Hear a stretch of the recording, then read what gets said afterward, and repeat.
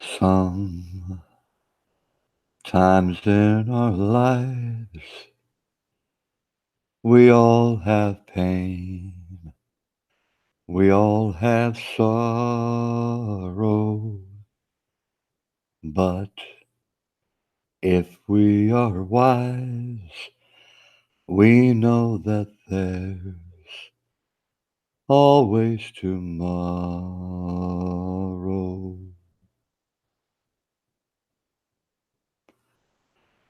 Lean on me when you're not strong, and I'll be your friend. I'll help you carry on, for it won't be long till I'm gonna need somebody to lean on. Sometimes in our lives, we all have pain. We all have sorrow. But if we are wise, we know that there's always tomorrow. Lean on me when you're not strong, and I'll be your friend. I'll help you carry on, for it won't be long till I'm gonna need somebody to lean on. Somebody to lean on. Somebody to lean on. Please swallow your pride. If I have things you need to borrow, for no one can fill those of your needs that you won't let show. You just call on me, brother, when you need a hand.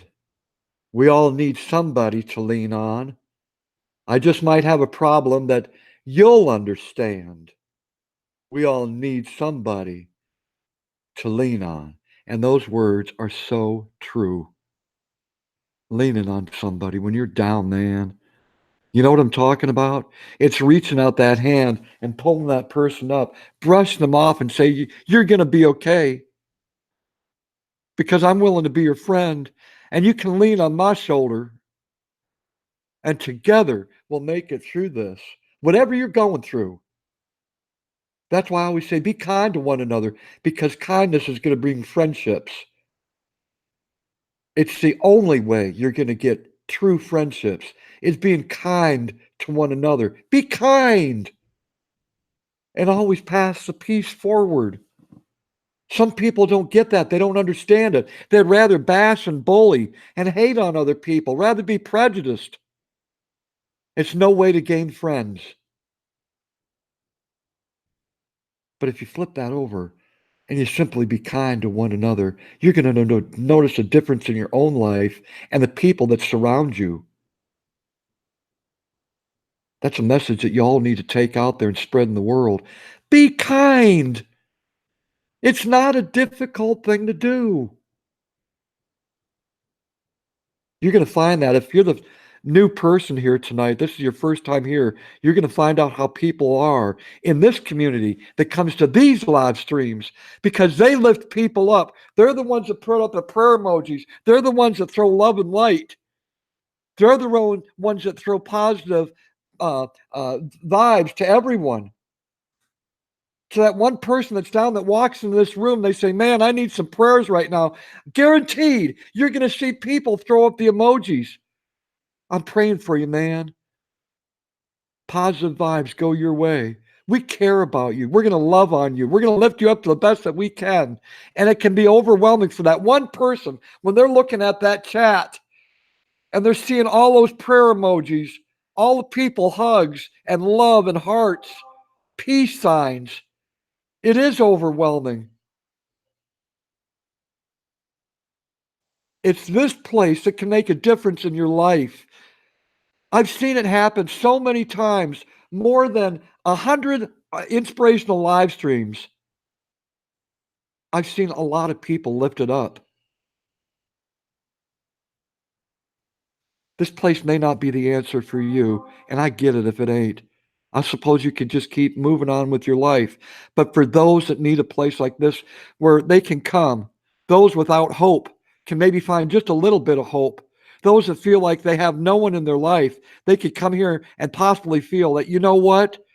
There's a couple of people that care about me, and I'm going to walk out of this live stream knowing that there are a few people that care about me. And because of that, I'm going to keep coming back. This place is like a beacon of light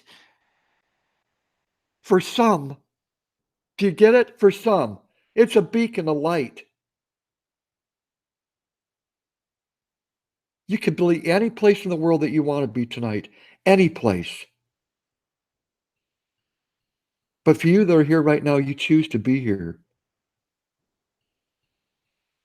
because it might make a difference in your night tonight or your morning this morning, wherever you might be located. Tell your friends about this place. It's a good place where everyone is accepted just as they are. As long as you don't have ill intentions, everyone's welcome here. I don't care about your backgrounds. I don't care how bad of a person you may have been. I don't care if you're drunk right now, if you're high. I don't care. I'm not going to judge you. My life hasn't been perfect either. I've made my mistakes as well, and I can at least admit it. I'm an open book. So, for that one new person out there that might be watching this live stream, if this sounds like your kind of place, then stick around a while and you'll find out what kind of place this really is. Tonight, I want to hear your inspirational story. I want to hear your inspirational story because it might be for that one person tonight that needs to be lifted up, and it might be your story that's going to lift them up. They've turned every turn that they could and found no answers. But it might be this place tonight that they'll find that answer by you coming up on my panel tonight and sharing your story. I've done this 52 times now. 52. Tonight's the 53rd time. Some people have poured their hearts out on this panel. And because of that, some people have been saved, lifted up. Some people have turned their life around because of that one person that came up on the panel and shared their story. Tonight's your opportunity. Tonight's your opportunity to come up and share your inspirational story. I don't care if it's something that happened 30 years ago or something that happened 3 minutes ago in your life. Every one of us has something inspirational to share. Every one of us. I don't care if you say you don't have any inspiration in your life. You do. If this means anything to you tonight at all, tell your friends about it. Share the stream out there. Let people know about this stream. Copy and paste the link to all your social medias. Right below this live stream, you'll see right now there's a share. It's like, dislike, share, and save if you're on a computer or a laptop. Go ahead and hit that share button. Another window will pop open and it'll have all the social medias, Twitter, Facebook, all of that. Click on it and it'll send it to your friends, the people that you're subscribed to, the people that you follow. They might notice that. Tell your subscribers of your own channels that this place exists. You don't know all your subscribers. I don't know all of mine. And there might be that one subscriber tonight that you share this out with that is going to check this out and go, wow, I'm glad that I came here. If it means anything to you. I appreciate it. I do. Mark Fun Jones, thank you, man. I appreciate the donation. Thank you. Thank you very much.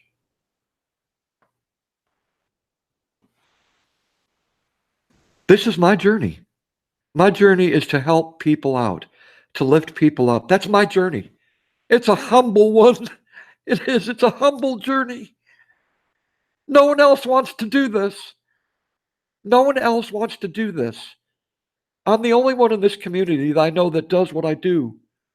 And I've been doing it for over a year.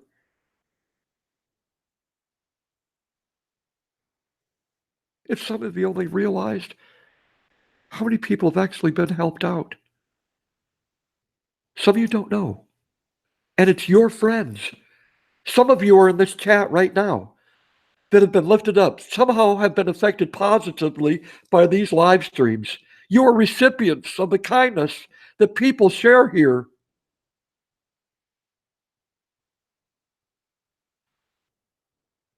This is my journey. And for me, it's the right thing to do because there are people out there that are hurting. They're depressed. They're living with anxiety. They feel like they're worthless. But you can come here and you know what? You're going to be loved on. You're going to be lifted up because I don't want you to hurt. And I'm going to try my damnedest to do whatever I can to share wisdom with you, to share my hope that I've got, to share my strength with you and encourage you and maybe point you in the right direction.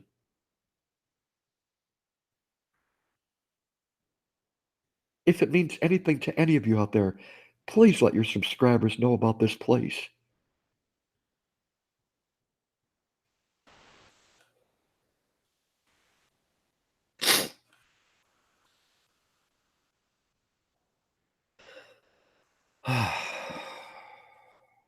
Guess I'll hit the thumbs up for my own live stream. Click.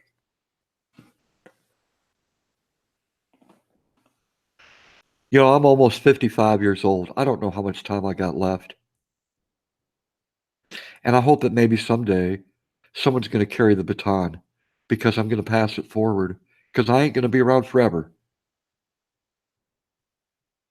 Someone needs to carry this on and do what I'm doing because there's a lot of people out there that can use this positiveness, this encouragement, this inspiration. It's not a church, so don't worry about that. And I'm not going to try to lead you to God. That's not my job. I'm not a clinician. I'm not a psychologist or a psychiatrist. I'm just a simple guy that's humble about life. And I use my experiences, my 55 years of what I've went through, all the things I've went through, and I lay it out there in all my live streams. You get to know me pretty intimately. I'm not shy. I've had to admit some things I didn't want to, but I did it right here on my live streams. And because I admitted things that I was really afraid to admit, it inspired other people to admit their wrongdoings, their mistakes, their failures right here at this place. It's like, thanks, Cab 7, for opening up, man, because you inspired me to open up. You inspired me to change my life.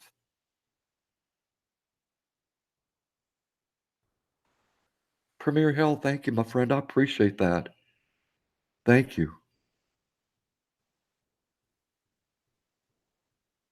So tonight I'm going to give opportunity for people to come up on this panel like I've done every inspirational I want to hear your stories. And tonight you can come up here for 30 seconds if you want and just share one piece of inspiration with all of us out here. Or you can be up here for 10 minutes sharing that story of something that happened 15, 30 years ago. You don't need to be afraid. Ain't no one going to judge you. Okay? I'm looking at you right now. Every single one of you. Ain't no one going to judge you. If someone judges out in that chat and someone makes fun of someone up here on this panel, you'll be warned one time. If you do it a second time, you're out of here. I'm taking this serious.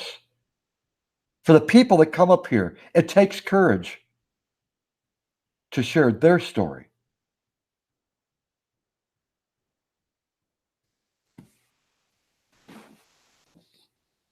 Blondie, thank you. 4 years sober here, Ben. Amen to that. Amen to that. That's inspiration right there. There might be a person out there that's struggling with alcohol right now. And just by you saying that, that might encourage someone to become sober today. Thank you, Blondie. Thank you.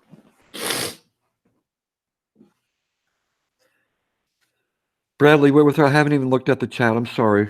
I'm sorry, my friend. I'm trying to get out my message. When I get in my message, I don't look down at the chat because it's on my heart and I want to share it because it's important.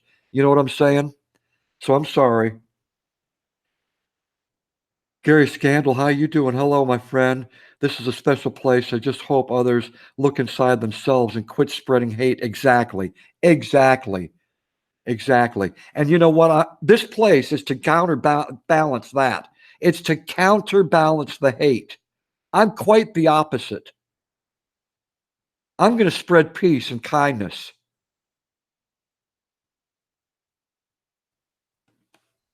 And probably for the rest of my life, I will have to counterbalance hate because I can't see our world ever becoming 100% peaceful. Not in my lifetime, but at least I can try to do what I can within my own community, right?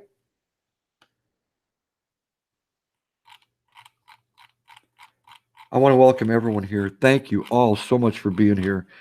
37 people watching right now. I appreciate it. Thank you. I don't take any of you for granted. It is a gift to me. And I've said this many times before. It is a gift to me that you're here. You could be anywhere on the internet on a Friday night or a Saturday morning, wherever you're located. You could be watching anything, but you choose to be at this place.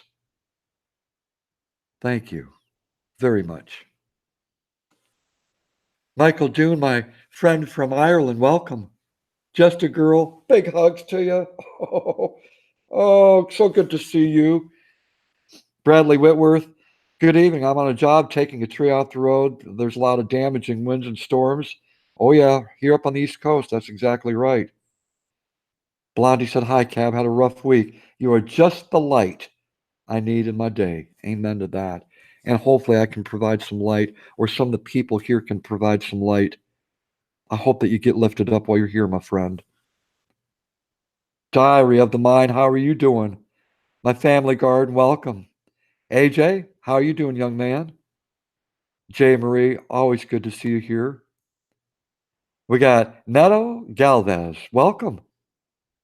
For any new subscriber, if it's your first time here, go ahead and click the subscribe button right down below this live stream. If you like what you see here, if you like what you hear tonight, I want you to keep coming back because you never know what's going to happen from one live stream to the next. You never know. Brenda Hall, how you doing, my friend? And welcome. Oh, big hugs. Triple J family, how you doing? D Dub, how are you doing? D Dub Travels is in the house. Jenny Marceth, thank you for being here. I appreciate what you do. Thank you. I appreciate all my moderators. Lulu, love you. Thank you. Still looking down to the chat. John M., good evening. How are you doing? Maniac, Grammys, Homestead. Been a minute. How are you doing, my friend? Always a pleasure to have you here. Teacup, good evening. 40 Below Life. You're such a kind, loving soul, Cab 7. Thank you, my friend. Thank you. And it's a choice that I make. It's a choice. When I wake up every morning, I say, God, thank you for giving me another day. Thank you for giving me another day. So already I owe God back. He's already given me a day, right? He's given me a new day. So I owe him. I owe God. And it'd take more than a lifetime to pay God back for what he's done for me in my life. All the people that he's placed in my life over 55 years. Wow. And I think God does that. He strategically puts people on our path to teach us a lesson, to encourage us, to direct us in a positive way. I believe that God does that intervention. And I've been blessed by so many good people that have become a part of my life. And I don't take any of them for granted. Stephanie Quam, how you doing this evening? Good to see you. Will be. Welcome, my friend. Much love. Right back to you. Wow. I should have I should have made the time a little bit longer on this. The chats went by so quick. Robin's artistic side, how are you doing? Cab 7, me too. Tons of mistakes. And you know what? That's okay. That's okay. We've both made tons of mistakes, so you and me can relate. And I don't want to be judged by my mistakes. I don't. But people do it every day. We all do, including me. We all judge each other by the mistakes that we cause in our lives, right? We all judge one another. And I got to step back. I got to keep reminding myself, Ben, stop doing that. Stop judging other people. Why are you judging that other person when you've done the same damn thing yourself? How can you judge another person when you've done the same damn thing? Kind of makes me a hypocrite, doesn't it? So I got to keep stepping back and going, man, I need to stop doing this. Judge a person by their character, by the deeds that they do. That's a healthy way of judging a person, by their character, by the deeds that they do.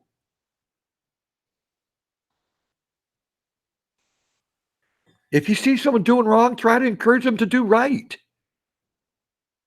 Every day of your life, if you see someone doing something wrong, encourage them to do something right.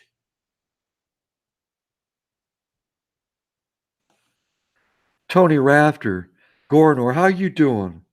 It's a raid from Boomer. Oh, wow, Boomer Rock.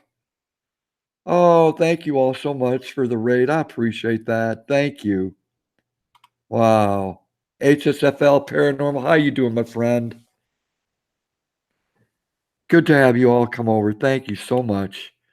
Thank you, Boomer. Thank you, brother. I appreciate it. Benny Local, how you doing, my friend? Thank you for coming over from Boomers. Kyoko Rock fans, thank you for coming over from Boomer. Wow. Sean for help. Cavs and I have really a good story for fathers. Call me when you're ready. Not a problem. Not a problem. Matter of fact, let me get my index card out here so I can write down the names of the people that want to come up and share their story tonight. I encourage all of you to come up and share your story tonight. Let's see. So we got Sean for help. Sean for help wants to come up tonight. Sean, do you have a Twitter or a Facebook? How I can get a hold of you? If you can just put that down in the chat, Twitter or Facebook, and what is your handle over there? Gary Scandal, only one man will judge. That day comes, I pray I'm allowed to continue on. That's right. You know, I've always said there, Gary Scandal, there's two forms of judges in the universe, right? Two forms of judges in the universe. And we can't deny it unless you're a non-believer, okay? Two forms of judges. One is a judge of law, those in the court systems around the world. And then there's God himself. And I hate to disappoint any of those people who like to judge others. You're not one of those two. You're not one of those two judges, okay? Sorry to tell you that. You know, I've had to get kicked in the seat of the pants a few times in my life too when people said, Ben, you need to stop judging others and take a look at yourself. Step up to a mirror and look at yourself, Cab 7. Look in the mirror, Ben. And trust me, if I didn't need those kicks in the ass, I did. And I'm sure I'll get kicked in the ass many times before my day comes.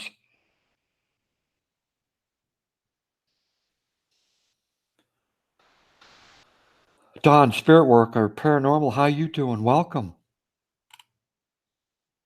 Let's see, Sean. Sean for help said I have a hangout. Is that okay?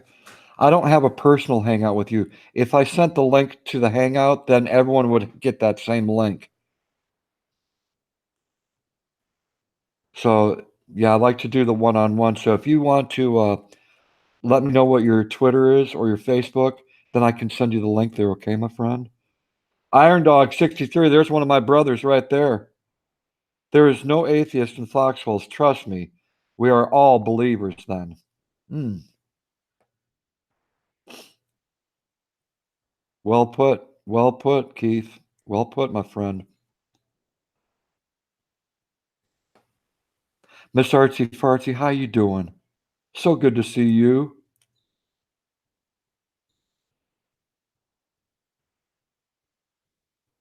Ninja Warrior 636, welcome. Miss Coley, welcome. Robin's artistic side, I shared one of my blessed stories. Scroll up. Hold on a second. Let's see. Let me check it out. Let me check it out.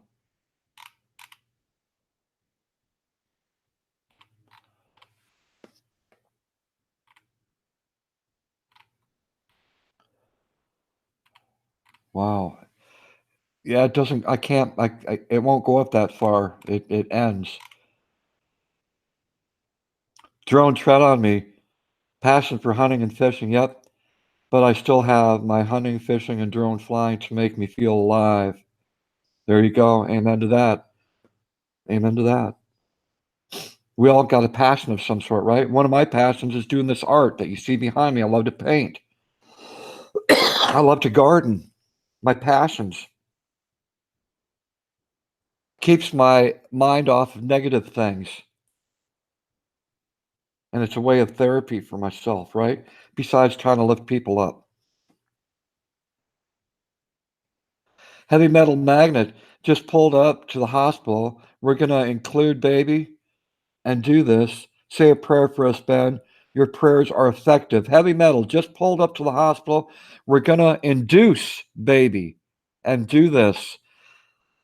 Okay, so all of you out there right now, Heavy Metal Magnet, apparently they're going to induce labor and bring the baby into the new world. That is Heavy Metal Magnet. Wow.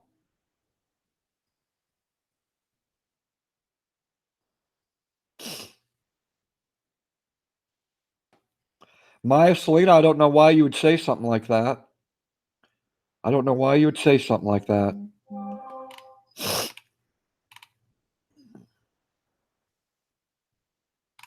Still looking down through the chat. Thank you all. Look already. Look at this. Heavy Metal Magnet, if you're still here watching this live stream right now, take a look in the chat and see what's happening. Thank you, Sean, for help. Thank you. Take a look in the live stream right now, Heavy Metal Magnet. Look at all the people that are praying for you right now, you and your wife. Check it out.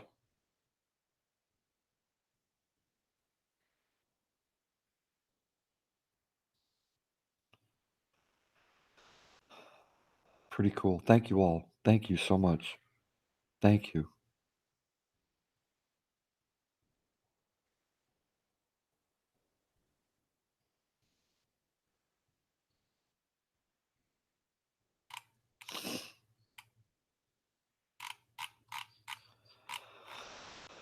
Still looking down through the chat. I am so far behind. I'm sorry about that. Thank you all for putting up those prayer emojis and those that are putting out some positive vibes. Thank you all so very much.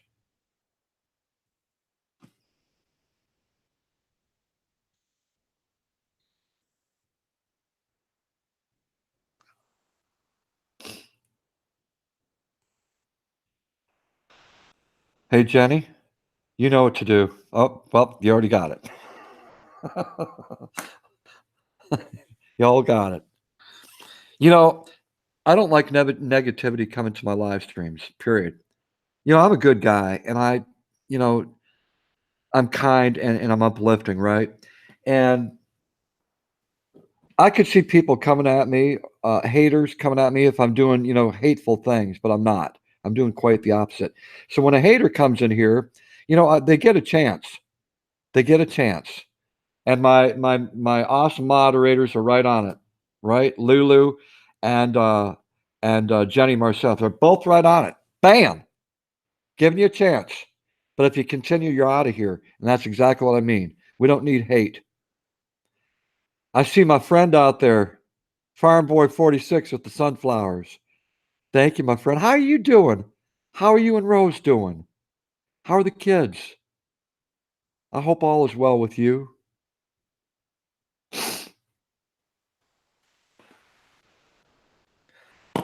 All right. Now I know I missed. I'm doing good. Thanks, Farm Boy, for asking. I really am. I'm doing great. And I know tonight it's even gonna be better after people start sharing their inspirational stories up on my panel with me. So the first person that wants to come up is Sean for help, and I'm gonna send him a link here in just a minute. And he's gonna come up. He'll be the first one to share his inspirational story to fathers. It's dedicated to fathers, all right? I see another farming friend of mine out there, Turkle's Nest Farm. How you doing? I hope all is well with you and the family. This man busts his butt. He's a young farmer and he's passionate about farming. And I support him in what he wants to do for his future.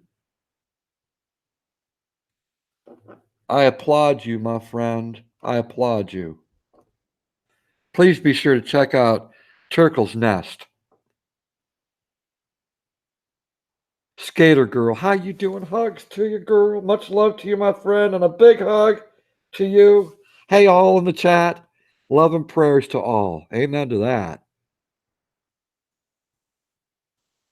Johnny says, cabin 7. Can I ask everyone please to keep my son and their prayers? He came home from school today running a fever. Please and thank you. Of course, your son's lifted up. God's going to take care of that. I already know that. God's going to take care of your son. Cindy Lopez, Cab 7, happy anniversary. Happy Good Friday. Happy Easter. I pray you know how much I love and need and appreciate you. Oh, big hugs, girl. Oh, big hugs. And I'm glad that you're here, my friend. Thank you for being here. I've got a good friend out there. His name is Iron Dog 63. He's my brother. Served in the military just like old Cab 7 did. He's got a great following. He does morning live streams. Please be sure to check him out. It's all about respecting one another over at his live streams with integrity, right? And he doesn't put up with haters either. He'll get rid of them pretty quick. So if you got a good heart, you're respectable. He loves having people over at his live streams, and he's got a great following. So please be sure to check out my friend Iron Dog 63. Drone tread on me. Wow, thank you, my friend. A little Cab 7 tax from my first paycheck in 3 months. You, Roger, Philly Mike got me through it. Oh, man. Oh, man. I'm so happy for you. I'm so happy for you.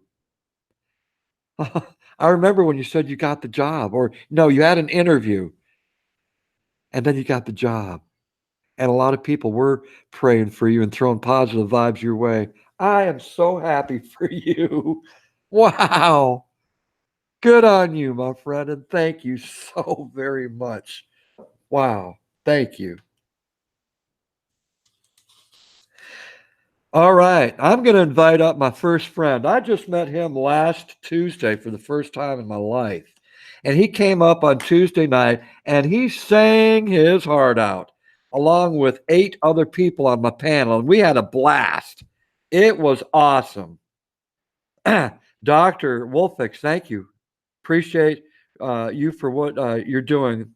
Much love. Thank you so very much. I appreciate it, my friend. Thank you. Dole Whip Dad, how you doing? Good seeing you out there. I know I've missed several people, but listen, you're all welcome to this place. Just because I haven't called out your name, trust me, I'll probably get to it somewhere throughout this live stream. You are all welcomed here. And I don't purposely go out of my way not to mention your name, okay? I try to mention everyone. I want you to all feel welcome, like this is your home. You're allowing me to step inside your living room, your bedroom, your bathroom, wherever you might be, your tent, your camper, your office. You allow me to come into your space and share what I've got to share, my message. Thank you all very much. Thank you.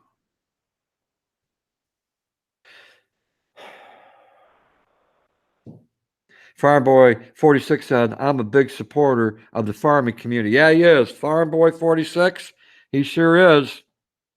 Now, Farm Boy 46, his regular channel is Farm Boy 45 Show, okay? So I'll let you know. It's Farm Boy 45 Show.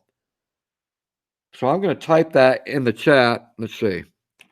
Farm Boy 45 Show. There you go. Farm Boy 45 Show. That is his regular channel, okay? So please be sure to check that out. But the only way he can see me, the only way I can, the only way I can see him in my live streams is if he comes in as Farm Boy 46, and him and me created that together. So please be sure to check him out. Farm Boy 45 Show is his regular channel, but tonight he's here at Farm Boy 46. Okay, I'm going to send a link right now to my friend, Sean for Help. Get ready, my friend. You'll be up here in just a second. Control C. Control V. All right, there's the link. I just sent it to your Facebook, my friend. All right, just click on that link.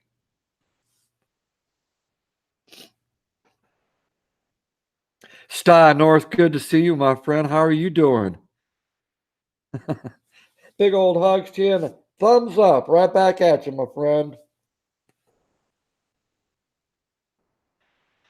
Wow, I feel good tonight. It's been such an awesome day today, an awesome, epic live stream this morning.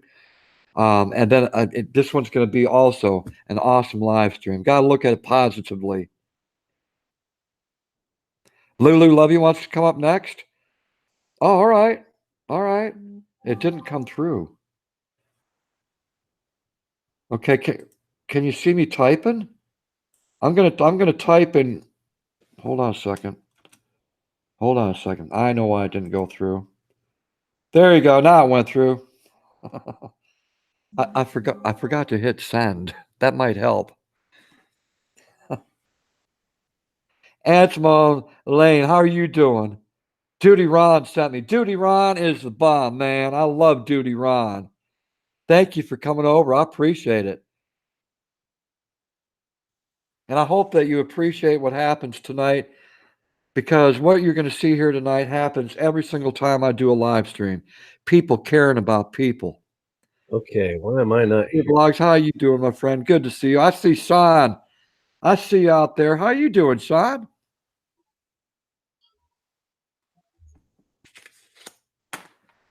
I'm trying to make it so I can hear you through Hangouts, but not through YouTube for some reason. It's just kind of backwards.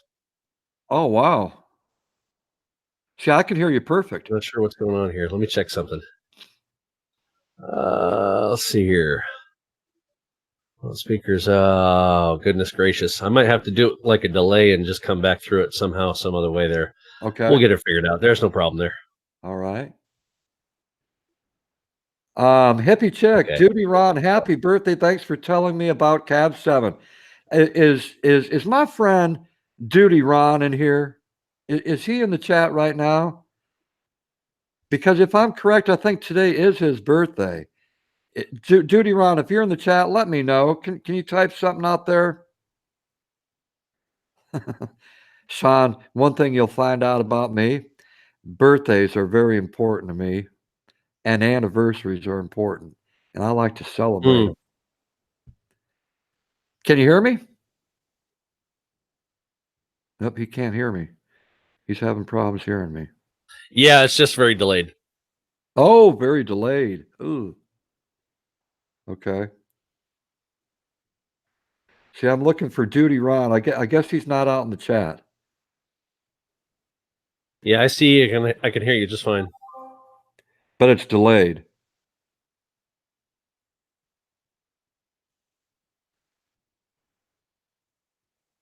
Oh, wow. Okay, well, here's the deal. I'm going to go ahead and I'm going to give you the floor. You go ahead and share your inspiration. and I won't say anything until you let me know that you're done sharing, okay?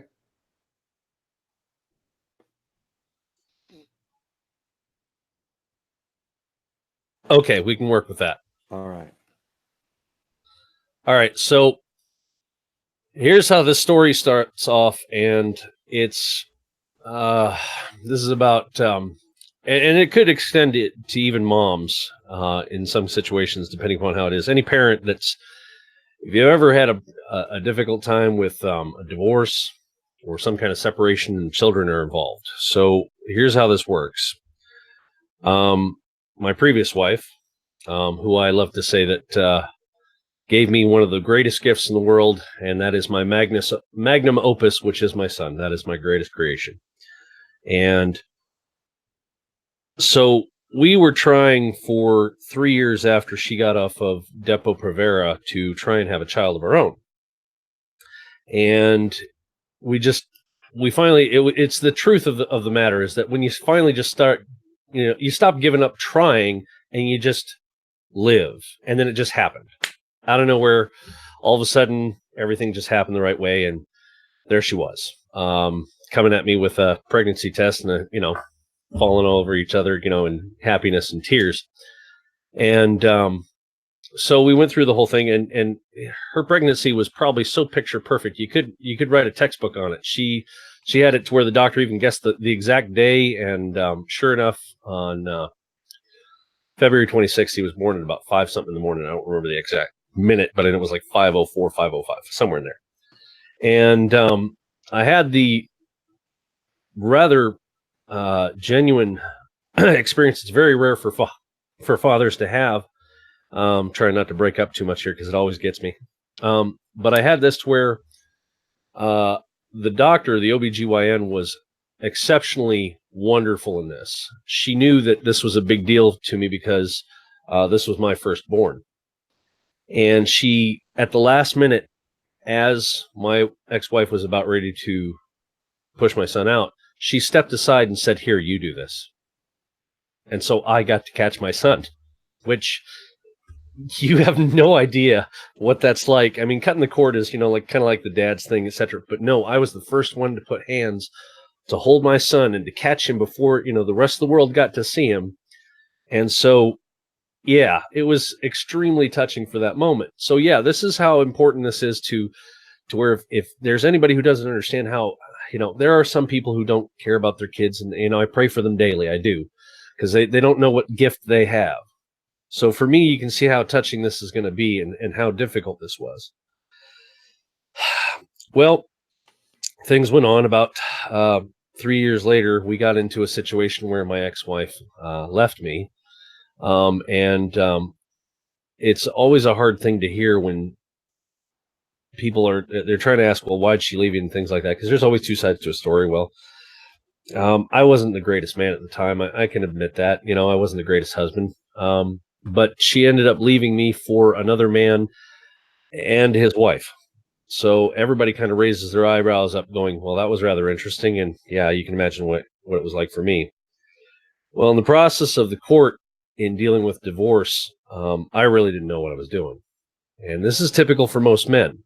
We don't know what we're doing with that until we have to. And usually we're in court because we're either trying to protect ourselves or protect our family member or, ourselves from any kind of harm, like lawsuits, things like that. We don't know anything about divorce. We're pretty thick about that. And I lost horribly. And I didn't get to see my son after that because she got full custody. And I was about as dumb as a post about it. I really was. So over the years,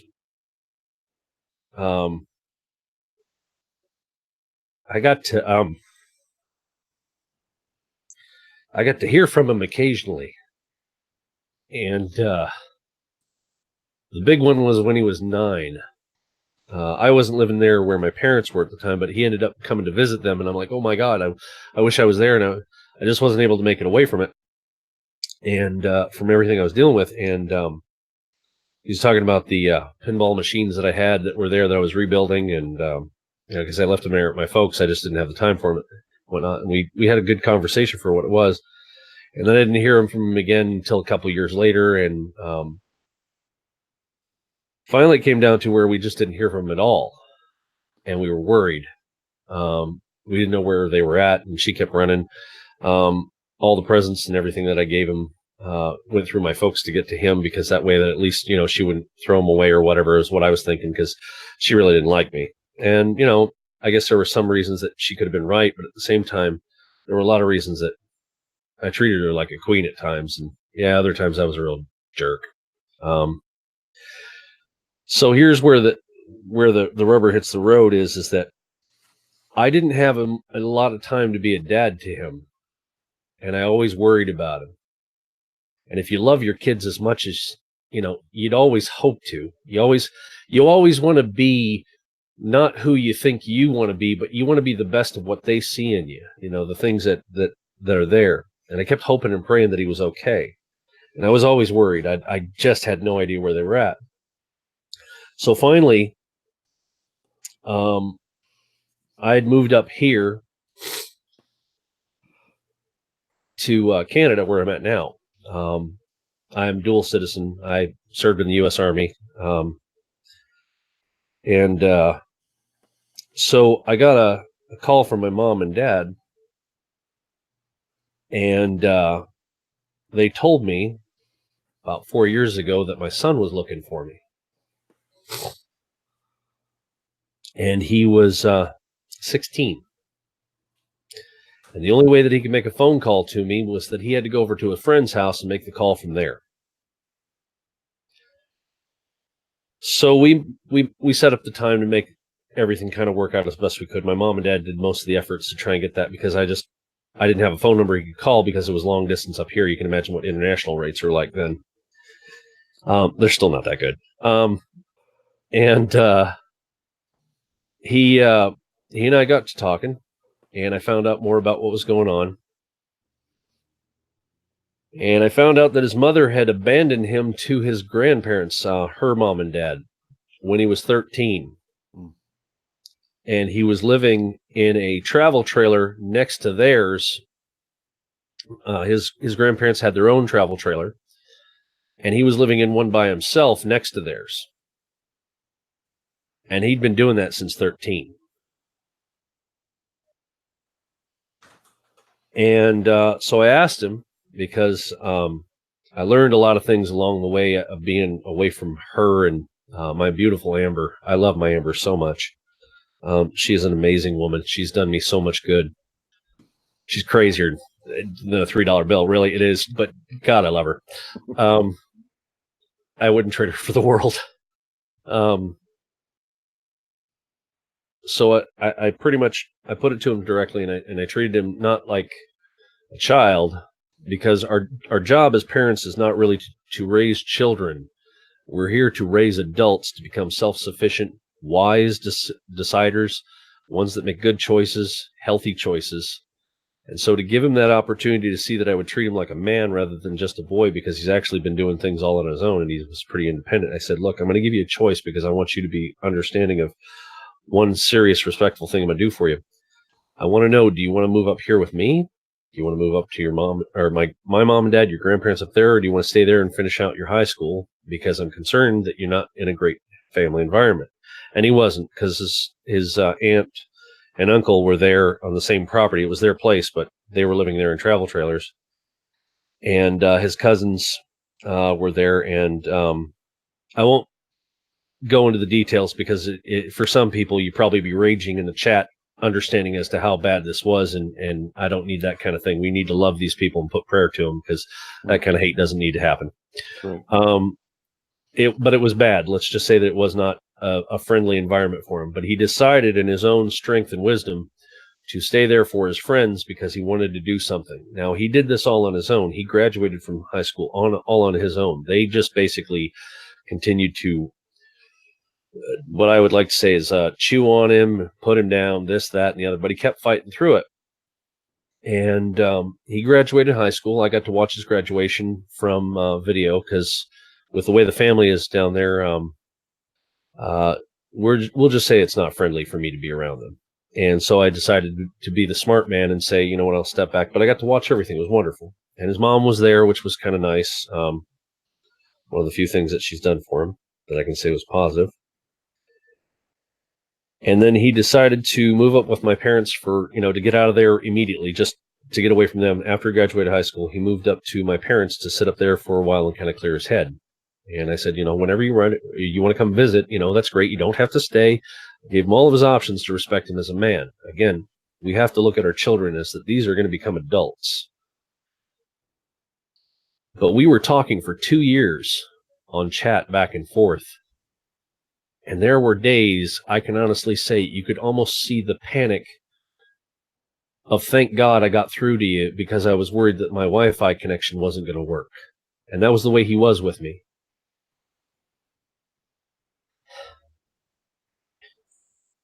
And to think all those years that I was worried that she'd poisoned him against me, and that maybe he wasn't interested in talking to me because I wasn't there. And this boy almost killed himself just trying everything he could do to make every bit of contact with me and make every effort to just sit there and talk to his dad, who I wasn't in his life for, you got to figure, physically I wasn't in his life for 15 years. And yet I got to at least kind of guide him for the last 2 of it. Yeah, he had some girlfriend problems and things like that. Walk him through that. Well, we don't, you win some, you lose some. You got to keep moving on. Well, here's some help with your homework. I'll do it through the internet as best I can with chat, and just like I'm talking to y'all. And so he came up here. I mean, I got the date and almost the time down, but he got up here November 15th of 2017. And we were treating it as just a visit because I didn't want to pressure him. You got to give kids that opportunity when they get to that age. You got to give them their room to sit there and think that, hey, I have every right to make whatever decision I want to. And he was 18, so he could do whatever he wanted. Well, 2 months in, he decided to stay, and he hasn't left since. And he's in the back room. He won't come out here. He's too shy. He's one of those kind of guys that just, he's got his own way of doing things. But I want you to understand very clearly that when you feel that you have done what you think is not an admirable job, and you're doing your best for your kids, and if you are separated, don't stop. Don't give up on them. Don't, even if your significant other that has left you for whatever reason, and now you're no longer significant to each other, even if they're taking the child support that you're paying and just dumping it into whatever, don't stop doing it. Send cards, send gifts, even if you have to do it proxy like I did through my parents, just to keep the peace. Whatever you have to do, swallow your pride, and I promise you, I swear to this day, I promise you, you will find that these children will become adults that will honor you, look up to you, and find ways to talk about how awesome you were, even though you weren't there. And that is an immortal thing. You can't buy that. And you take that with you definitely beyond the grave. It is a rewarding thing, because even then, the gift is that your kids then become what you aspired to, and their children will reap the benefits, and their children will reap. It then breaks the cycle of lack of care, the abuse, the neglect, all the things that went on. You break that cycle by doing that. And that's how important you are. That's how special you are. Just being their parent. And dads, definitely, we get the brunt of it. That's why this was specifically talking about for fathers. But there are moms I know that have that same problem, where they fell in with some situation that just went bad, mistake that happened, or their spouse that they married found out that guy or gal wasn't all that great, and then they lost their kids to that circumstance, and even they've had to suffer. But you matter to your children more than you can even imagine. And don't, even if your other half had poisoned them against you, don't quit, please. No matter what, never give up on them. They need to see it. anyway, there's my 2 cents on all of that. And I hope it's inspired y'all to be really great people, to just reach out. And if you got your kids right now, just, God, give them the biggest hug, because they need it, and tell them you love them and that you're proud of them. I'm going to go ahead and kick off this, that way I can hear you, because that delay is going to kill me. All right. Wow. There's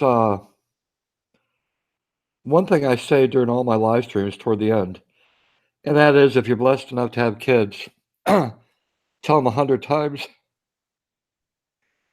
the day that you love them. And when they do things that are good, tell them that you're proud of them, because they need to hear that. All the way up until they're adults, when they have their kids, because hopefully for all those times that you said that, it's going to make a difference in their life, and they'll pass it on forward to their kids.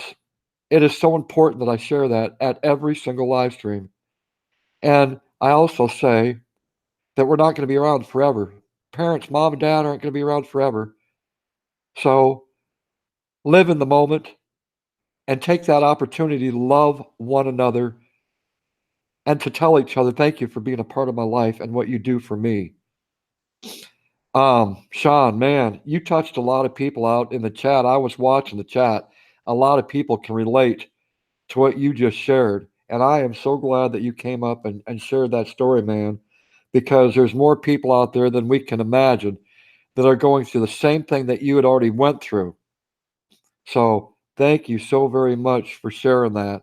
And man, I'm gonna take a break so you can go ahead and respond to what I just shared.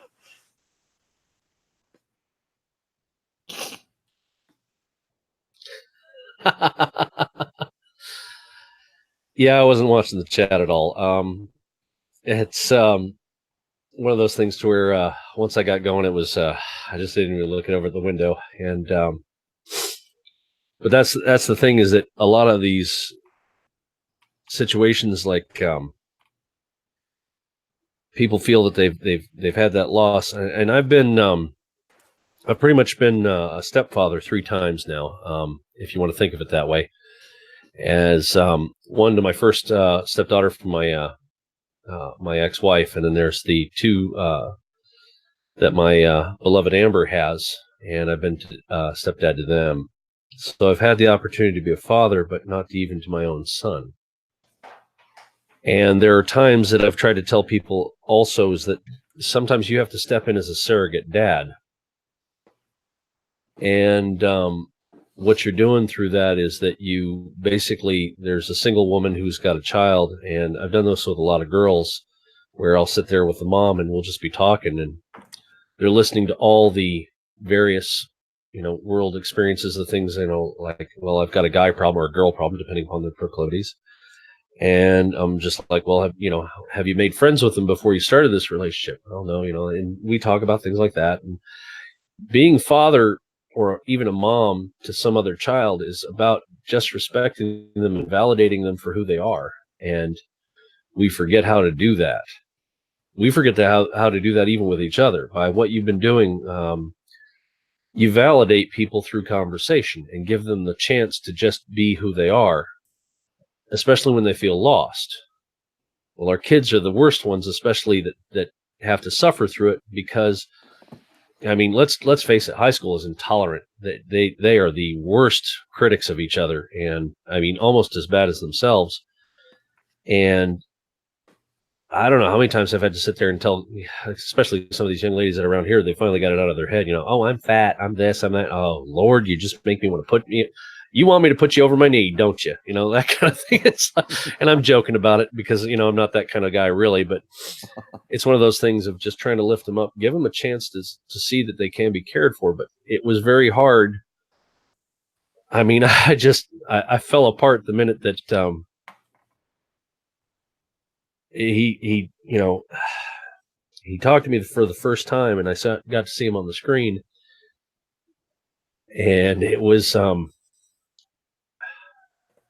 it's just how he said, Dad. There are just certain things that it's so powerful, that role of parent, and we give it up so easily, it seems like, these days. There are so many things that people could find a beautiful thing. I mean, even if it's with pets, I mean, think about it as your favorite dog that you've had, that looked up to you just like with the greatest love. Anything to where you get to be the parent, the one that's the caregiver, the lover of their life and what they aspire to be, not what you want to do, but what they want to do, and give them the chance to grow with it, even if it's just something that just seems so outlandish, like maybe they just want to, write poetry. Great. Let them sit there and sing those words out with their heart as best they can. And it may not be the greatest at first, but God, give them time. They probably, write something amazing. I got into electronics because, well, it was the only thing I thought was great at the time. And then I found out that the market was garbage and I had to find something else to work on. But my dad never gave up on me. And the market's horrible now because I used to do web development, and I'm 47. I'm not far behind you there, brother. And let me just say that it's hard to find work.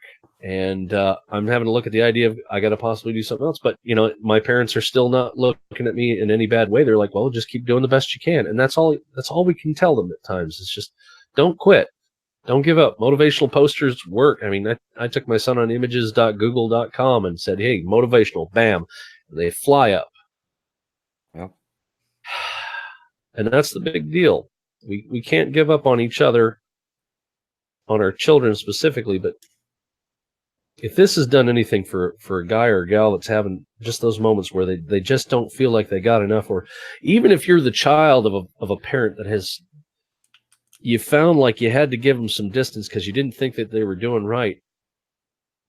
I mean, here's the opposite side of the coin. This is how this worked out. I'll tell it real quick because I don't want to suck this up. There are other people who got to talk too.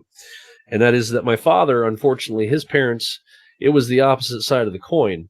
As soon as his mother found, now you got to remember this is this period of time, and I'm sure you could probably understand this, Cab.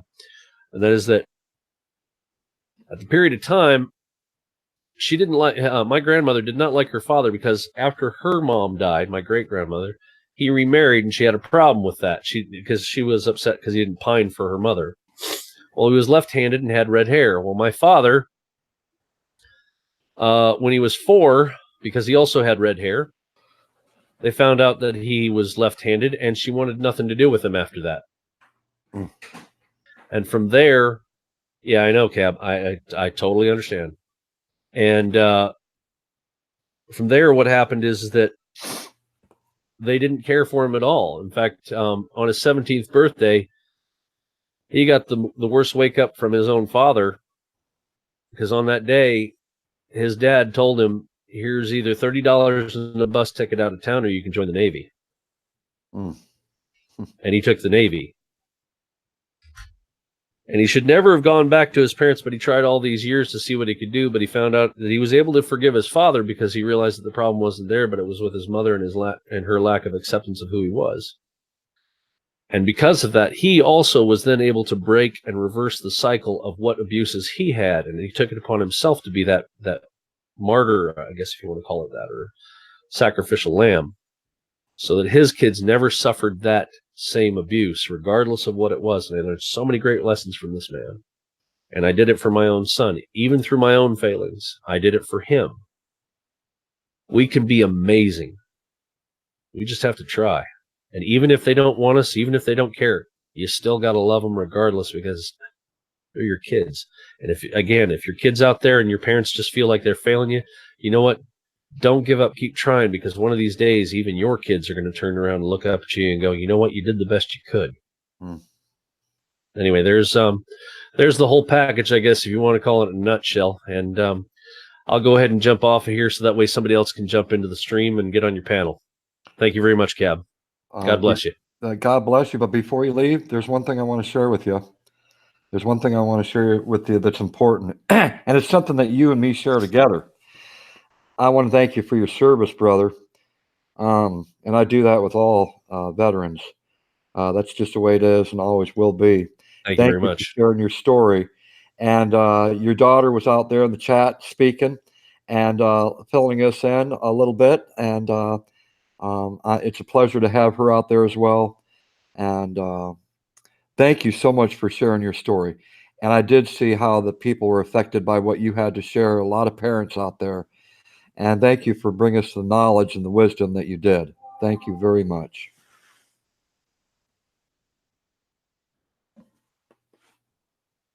You're very welcome. And just so I can say it also in return, thank you for your service. Thank you very much. Pleasure. All right, my friends. That was Sean Help. Sean for Help is the name of his channel. Sean for Help.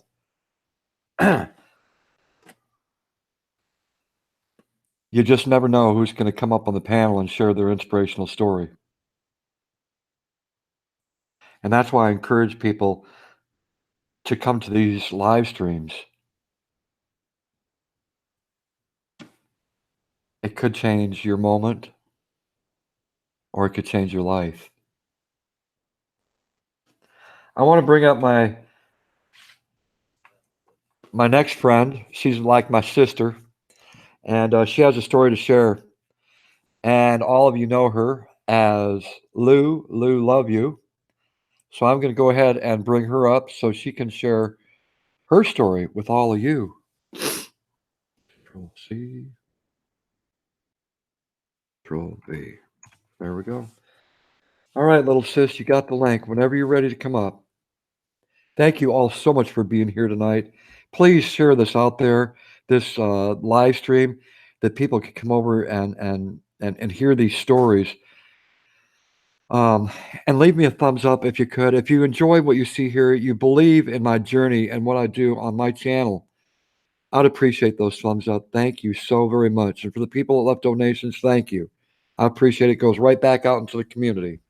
Thank you all. And up on the panel right now, we got my little sister. She is Lulu. Love you. How you doing tonight, girl? I'm great. How are you, Gabby? I'm doing good. I'm doing good. We're in the storm right now. I hope I don't lose signal because that would really stink if I did. It sure would. So you've got a story to share, sis. I'm going to leave you the floor. You go right ahead whenever you're ready. Okay, thank you. Yep. I want to start by talking about our community. Um, it is inspiring. So I think this classifies as an inspirational story. Um, I've been heavily involved here for 2 years now. And um, it's been almost 2 years since I met Cab. And we've gone through many trials and tribulations, that's for sure. And here we are. We're still going. So that's fantastic, and a special thank you to Cab for that. Thank you. And you're most welcome. And I have a friend in the chat, and this is one of my reasons wanting to come up. Um, a friend that I talk to and hang out, and that friend is here tonight in the room. And this friend is going through a little bit of an emotional struggle, and they're having their ups and downs and anxiety and depression and uh and I feel that I need to reach out to this person. They're very, very kind. um they go above and beyond. I'm saying they because I don't want to reveal the gender, but they go above and beyond for this community, for everyone. um and I want this person to know that I am there, and that Cab is there. And I know these live streams help this person. I know they do. They're at just about everyone. And to see the smiles, to see all the love in the chat. I mean, I see it. I get up, some days, and I'm just like, oh gosh, it's just not everyone wakes up chipper. Not everyone wakes up instant happy. And if you do, you need to please tell you need to please tell me what your secret is. I I I I have made so many awesome friends here. I'm just watching the chat, and everyone here is amazing. Everyone. And watching the support um, over the last little while, if someone needs a prayer, the the chat just blows up in emojis, praying hands and hearts and inspiration and positivity and please contact me if you're upset kind of messages. It's wonderful. It really is wonderful. Oh, yeah.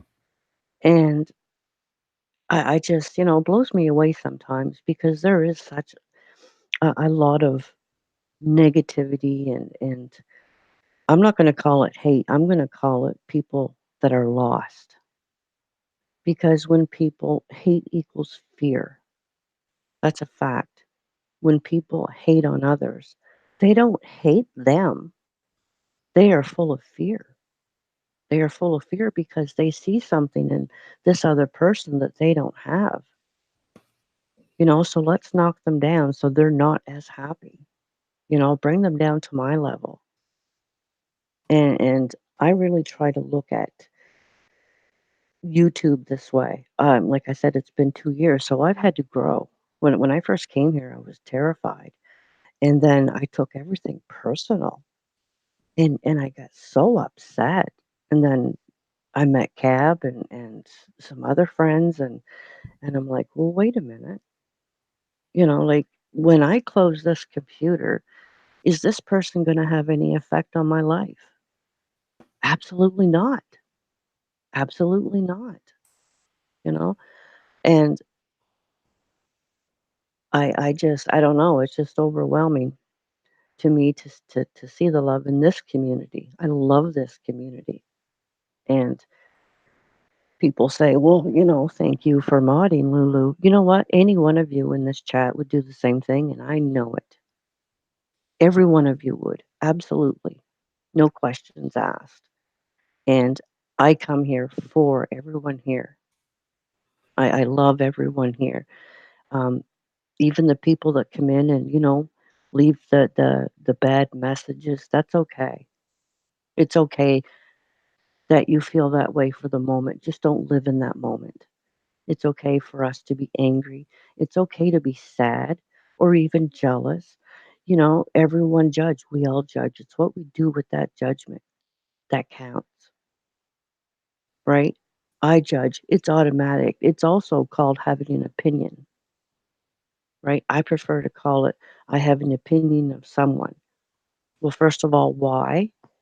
What is that opinion and why, why? What causes me to have that particular opinion? Is it good? Is it bad?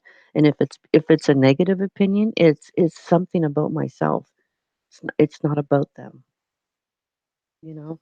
So to my friend in the chat that is struggling emotionally, um, I love you very much. I'm sure you're getting who you are. I know you are, and you have a whole community behind you. If you decide to talk or share, everyone here would definitely stand behind you. And I love everybody. And Cab, I love you, of course. You know that, brother. Oh, yes. Much love right back at you, sis, and you know that. Absolutely. Absolutely. So I I just wanted to share that to the community. well, and I appreciate that, and um, you feel the same way as I do about all of this. I mean, uh, both of us. I mean, what we've seen in these live streams, the people that come in here, and like you said, if someone comes in, they need some prayer immediately. There's several people that hop right on the bandwagon. They're lifting that person up, all those prayer emojis going up, and the hugs and the hearts. I mean, and it's become a regular thing now, and it's for that person that's receiving that prayer and those positive vibes from the community that's in that chat. It's overwhelming, and but it makes them feel good. It's like, wow, there are people out there that actually care about me, and we need to spread that throughout the community. I don't want to just keep it here at Cab 7. I mean, all of us, we need to take it out. We need to become that infection of kindness and that infection of peace. I mean, I do enjoy it here, and I'd like to contain it in a bottle and just keep it right here, but I know that I can't. I want the world to know about it. And if I can do that on this platform, and thank you, YouTube, for giving me the opportunity in this space that I can share my thoughts, my feelings, my emotions. I got to thank YouTube for that. No doubt about it. So, And it's amazing how it's growing. yes. It's contagious, right? Your kindness is reaching other people, and those people are reaching out to others. It's just like a domino effect. It's amazing. Oh, yes. Um, I'm typing here right now. Instead of typing, I'll just say it. But to my friends, Eddie and Jen, the blogs, and then some. Big hugs right back to you, and big hugs to anyone out there that I miss. I'm giving you all big hugs. Okay. Oh, thank you all so much for being here. I don't take none of you for granted. Thank you so much for being here. Thank you, thank you, thank you. And we're listening to Lulu Love You right now, and I've claimed her as my sister, my little sister, and her and me, we we joke around with each other like a brother and sister would. We've had serious conversations. We've kicked each other in the butt over the last couple of years, and that's what brothers and sisters do with one another. And I'll tell you, I wouldn't, I couldn't ask for a better sister than that in Lulu Love You, and I mean that. Thank you, Cabby. And of course, the same goes for me. And yes, we certainly have we've done it all. Yeah, yeah, we do. We'll keep a lot of it secrets though. Yeah, people don't need to know everything. Oh gosh. All right, my Cabby. I'm gonna go back into the chat. All right, Lulu, I appreciate it, little sis. Thank you so much for coming up and sharing your inspiration. Oh, thanks for giving me the chance. Much love. Anytime. Much love. Much love. Bye bye. Bye bye now. Um, that was my little sis, my good friend Lulu. Love you. Up sharing her inspiration, and I really do appreciate that. There's another friend that wants to come up and share their inspiration, and that's my friend Danny's Corner. So, Danny, are you still out there in the chat? Did we do anything special yesterday, Miss Coley? Um, we went out to dinner, and that's what we do every anniversary. We go out to dinner to our favorite little place, to where we could just have that personable time together, right? Marlo had to work as usual, so we only had so many hours. But as always, it was absolutely wonderful. And thank you for asking. I appreciate that. Megan's blog said, Cab, someone want to wish you a happy anniversary. Thank you so much. Thank you. Marlo and me, for any of you out there that didn't know, uh, now this might scare one or two people out there, right? Okay, I see Chasing Bones Inspectors. Okay, Danny, I'll send you a link here in just a minute, okay? This might scare a few people off out there. But by God, it's 2019, okay? It's not 1919. It's 2019. Marlo and me have been together for 14 years as of yesterday. Same sex marriage. Now, some of you might be going, oh my God, I didn't realize you were gay. Yep, I am. And I'm not going to apologize for it. I've always said and always will believe that you love who you want to love, and no one should tell you otherwise. Who you can love and who you cannot love. All of us know someone that's gay, bi, transgendered, lesbian. We all know someone. Cross-dresser, it doesn't matter. I don't judge anyone. So, I'm going to say it once again. You love who you want to love. You may or may not believe in that, and I can respect whatever you believe. But yesterday, I celebrated 14 loving monogamous years with my Marlo. You know, we said to each other when we first met, you are perfect for me. We said that to each other. And we truly are perfect for each other. A lot of gay relationships don't last as long as ours. A lot of straight marriages don't last as long as ours. We've got 14 years because we decided from the very beginning to build that foundation of trust, which we did. And we became best friends. And I couldn't ask for a better friend in my life. He is my everything. So for that one person out there right now that might be saying, you know, I'm closeted, I'm afraid to come out, don't be afraid. If I can say it and I can share it, you can.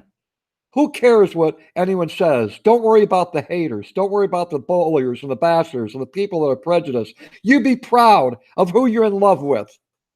All right? And I'm saying that right here and right now. And if you need to come back to this live stream to hear that message over and over and over again until you believe it, then please do so. You have every right to love who you want to love. And I'll leave it at that. So now I'm going to bring up my friend. I'm going to bring up my friend Danny. Danny's Corner. Let's see. Give me just a minute here. I'm going to, okay. Danny, I'll bring you up here in just a second. I'll bring you up, my friend.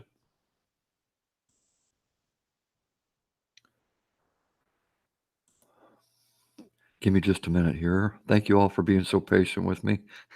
Thank you. Okay, Danny. There. Control V. All right, Danny, I just sent you the link. Come on up, brother.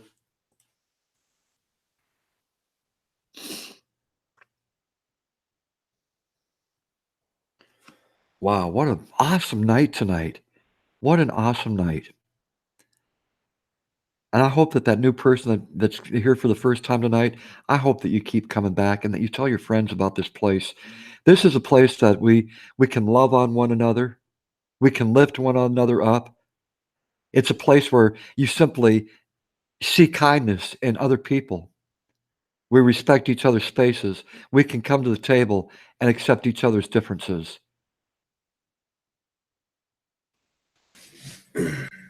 There he is. Hey, brother. It is the heart of music himself, Danny's Corner. What up? Hey, brother, how you doing? It is good to see you, Danny, man. I know that every time you come up on my panel, you got something good to say, and I know that your heart's got something good to say. So I'm going to go ahead and leave it up to you. You go ahead and share. All right, brother.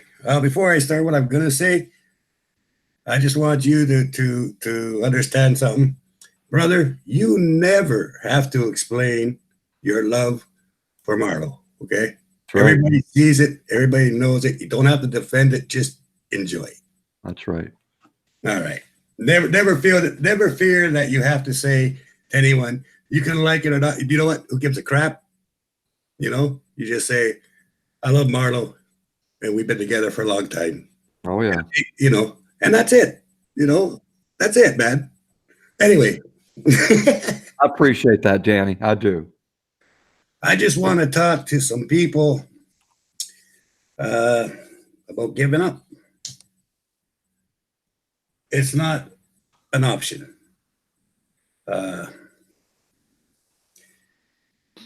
People ask me, or people say, oh, you're always up, you're always cheerful, you're always this, you're always that. It's not true, you know. Some days are hard, even for me. And so I have to get through it too. You know, sometimes I have some really dark days. But then I think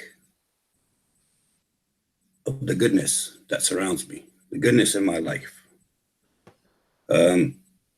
There's never a good reason to give up. There's never a reason not to try.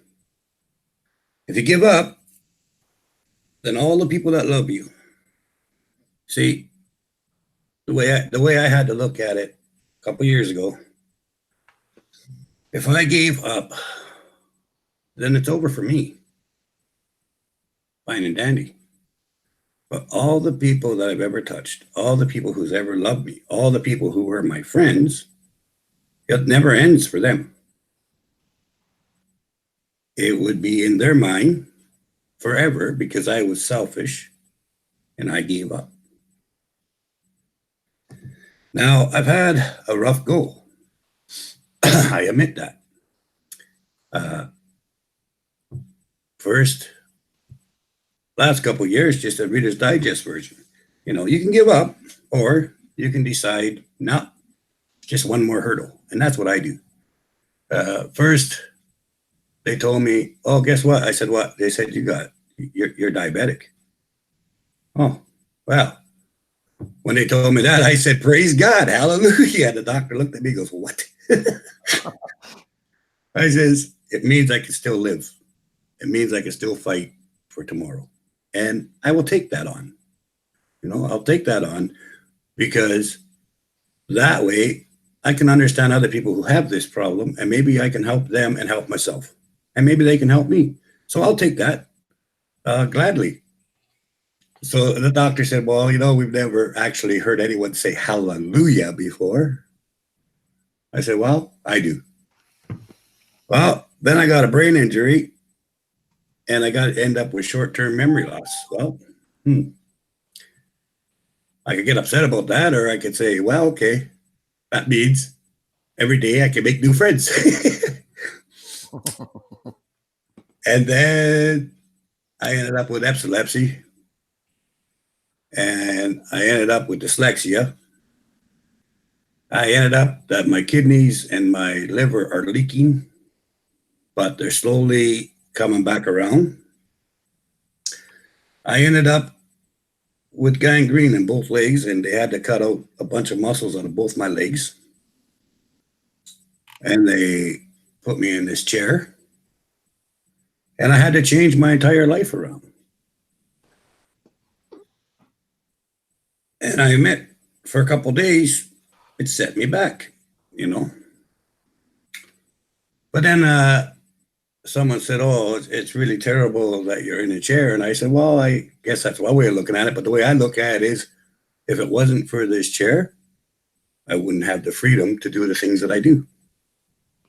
So to me, I thank God that people made one in the first place, that somebody invented it in the first place. Basically, what I'm saying, life is going to throw you a lot of curves. And there's a lot of other things that are wrong with me that we're not going to get into. They told me a year and a half ago that I would be dead in 6 months. And I told them, horse crap. I got way too much to do, way too many people to love. I do not see a toe tag on my foot, so screw you, not going to happen. And guess what? It's not going to happen. I'm still kicking. Amen. Amen. But, you know, you got to find anyone who's in that state. And I've been there. I mean, I can relate to people that want to give up. I can relate to things like that. Sure. But you know what you got to do? You got to find something that you love. And you got to hang on to it with both hands, and you got to give her, you know. For me, it's all of you.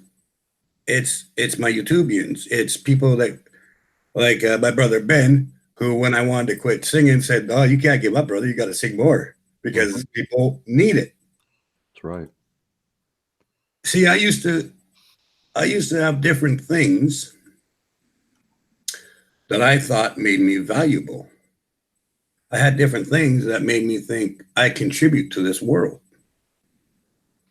Over the last 2 years, so many things I can't do anymore. However, and you have to look for it, people. Because if you look for it, you're going to find there's thousands of things you can do that you've never even considered.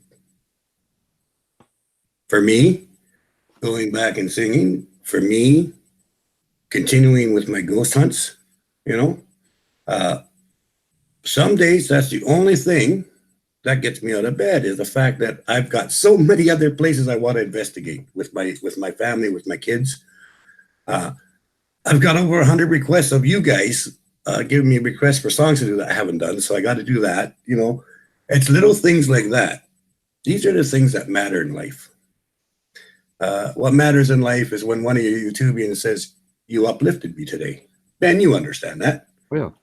When one of the YouTubians says, "Oh, you know what? That inspired me today." Sometimes someone says, "Thank you." How could that not inspire you to keep going? There's no way anyone can quit. Okay? There's too much to live for. And right now, you might be in a dark pit. I've been there. You might be crawling and scratching, trying to see just a little bit of sunshine. You might be in a really dark spot. But I will shine a floodlight down that hole, and I will climb in there, throw you on my back, and drag your ass out if I have to, okay? Amen to that. There are people who love you. There are people that would do anything for you. All you have to do is open your eyes, open your heart, and grab them. They're there for you. A lot of times when you're in a dark place, you cannot see all the love around you. You cannot see all the hands reaching out to you because you're so within. Everything is buried inside, and you close off. And I want you to stop and think about this, because this is so important, okay, people? It's not that people are away from you. You've closed everything off. All the people are there. All the love is there. All your friends are there. You just don't see them because you've closed yourself off. You put yourself in a little bubble. You've got to break the bubble. Okay? I don't care what life throws at you. I don't give a crap what life throws at me. Okay? Everything to me is something happens to me. I go, hey, great, another challenge, and I'm off. I don't care. Whatever happens, I don't care. Okay? I have been in the paranormal business, for example, for just over 50 years. Okay? That's a lot of dedication. That's a lot of work. It's been a long journey. I've been beat up for it. I've been in the nut house for it, the whole 9 yards. I don't care. It's a passion. It's something that I'm called for. My channels, both my channels, it's what I'm called to do to try to help other people. It's like Ben here. You think Ben is doing this because he wants something? You think Ben does this because he's trying to get a bigger, better channel? No, Ben does this because he loves everybody. Ben does this because it is a calling. It is part of his journey. It's something, it's not that he wants to do this. He has no choice. He has to do this. And I love him for it. He's my brother and I love him. And I got to do what I got to do. I got to do my channels, not because I don't want to sing it, and Ben knows that, but I have to because it's part of my calling, right? Every single person out there, if you've got a darkness, that's okay. Stop being afraid of it. Make it your friend. Shake its hand. Say, okay, hello, I recognize you. You are depression. You are a monster. But I'm not going to be afraid of you anymore. I know you're there.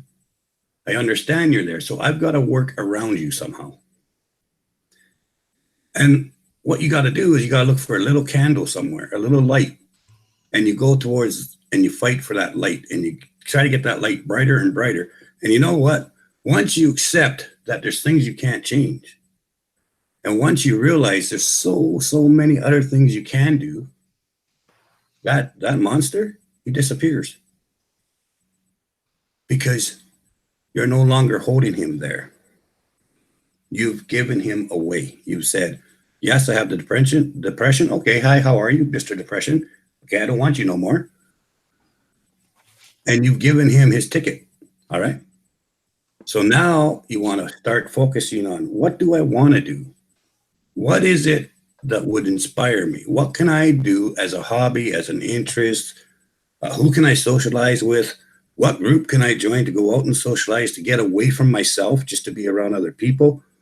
This is what you have to do. You just have to say, okay, I know you're there, but I'm going to ignore you because you're damaging me and you're no good for me. So I want to go and find something that is good for me.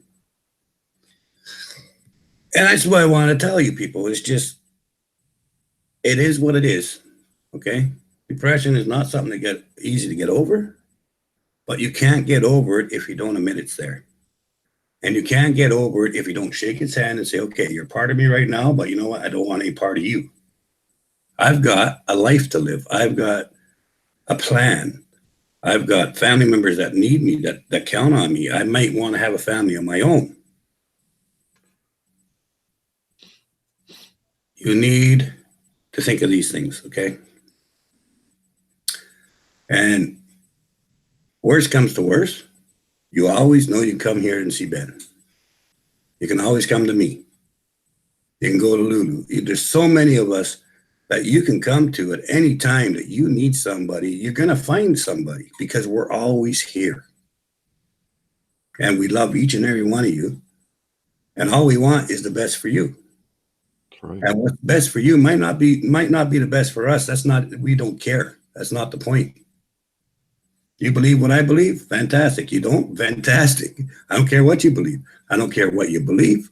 I don't care about your sexual preference. I don't care about your religion. I don't care about the color of your skin. I don't give a crap about any of that.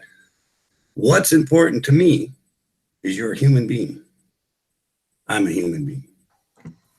We all have good points. We all have bad points. Sometimes we have good days. Sometimes we have bad days. But we're human beings on this planet, this small little planet that was made for us. And I think if we all reach out to each other and we help each other and understand that it's our differences that make us stronger, I think we're all going to be okay. Totally agree with you, Danny. Man, I was looking out the chat and people agreeing with you. And yes, Danny, I agree, Danny. Amen, Danny. Danny and me think along the same lines. We really do. We're both men of faith, and we do care about people. And we realize that we've got just one life to live. Tomorrow's not promised. So we try to do what we can each and every day, the best that we can. We're going to probably piss some people off. It happens from time to time. It does. And Yeah, we're good. not always do we have enough time in a day to get to everyone, but we try to do the best that we can. Yeah, So we can. all I can say is thank you to all those good people out there that I can also go to, besides my friends outside of YouTube, the ones I can come to on YouTube and talk to and hang out with and get lifted up, because I need lifted up from time to time too. Trust me, I do. I'm just as human as anyone else. And matter of fact, Danny is one of those people that have had to lift me a few times over last couple of years. Lulu, love you also. There's so many people out there. Brother, And I can't imagine what life would be like without any of them. brother, you've always been there for me. I've always been there for you. And there is absolutely nothing that I wouldn't do for you. You know that. I totally agree. You And I'm know? the same for you, Danny. If it means that I have to do a fundraiser so I could get myself up to Canada to be at your side to help you out with something that you really, really need in your life, man, I'd do whatever I could to be at your side to help you out. Trust me, I would. I'd drop everything. I know that, brother. Same here. Same here for you, man. People, just know that there's a lot of love for you, okay? You're not alone. You're never alone, okay? We're here. You're there. But we're all connected. We're all family. And life is what you make it, okay? I mean, my life went upside down 180 degrees crap landed on me left, right, and center. But I decided this is my life. I'm going to live it to my fullest and to my fullest potential. And so if I got to find a whole bunch of new things to do, and some of the old things I love to do, I had to figure out, how can I keep doing this? So I had to invent crap so that I can continue doing the things I love to do. Right? So just because something happens and you go, oh crap, I can't do this anymore. You know what? Stop. Just stop. Take 2 steps backwards, look at the situation, and ask yourself, how bad do I want to do this thing? That's what I had to do. I said, geez, how bad do I really want to continue this investigations and being in the paranormal? And I thought, oh boy, for 50 years I've done this. I want to do this another 25 yet. You know, I'm shooting for 75 years in the paranormal. So what I do, I had to get a new wheelchair. I got all-terrain tires put on my wheelchair. I got the arms come off, the wheels pop off. I got the whole 9 yards on my wheelchair. So guess what, people? If I have to go in the middle of the bush in a bloody wheelchair, I'm going to go, okay? There's nothing going to stop me from doing the things that I love to do, all right? And by golly, there's nothing that can stop you guys from doing what you love to do. You just have to buckle down, figure it out, and you can do it. I promise you. If you love something, don't stop. If there's something that you really need to do, if you can't figure it out, contact me, contact Ben. We'll put our heads together and we'll figure out a way that you can still do the stuff you want to do. That's right. Come hell or high water. Yep, that's exactly right. And Danny is very determined. Man, I'll tell you, he's been through a lot. He's got a lot on his plate, and his determination has been proof, and all of us have seen it. We saw, a year ago where he was at, and we sometimes we take life for granted, and we never expect anything to happen to our friends, right? And then all of a sudden, the least of expected happens to one of them, and then it's like, wow. But Danny has navigated through all of what he has had to go through health wise, mentally, and he can still get up on a panel and show and share his inspiration with all of you out there, because he is the epitome of inspiration, no doubt about it. So when he shares something, it's kind of like that E.F. Hutton commercial back in the day, back in the 1970s. When E.F. Hutton speaks, everyone listens. Thank you, brother. I wasn't expecting you to say that. I'm honored. Look, I'm nobody special. I'm just a guy trying to get along. And if the things I've gone through can somehow help some other people, if my faith can help somebody else, if my belief, if my stubbornness, if that can inspire you, I'm excited about that. I'm happy about that. I do what I do for me, and I show you everything I do for you. Okay? I have no secrets. I'm very open and very honest on both my channels. I don't play games. I'm a straight shooter, And by golly, if that can help you in any way, shape, or form, please go right ahead and take the help. That's right. That's exactly right. Anyway, I just wanted to say to the people, listen, don't give up, okay?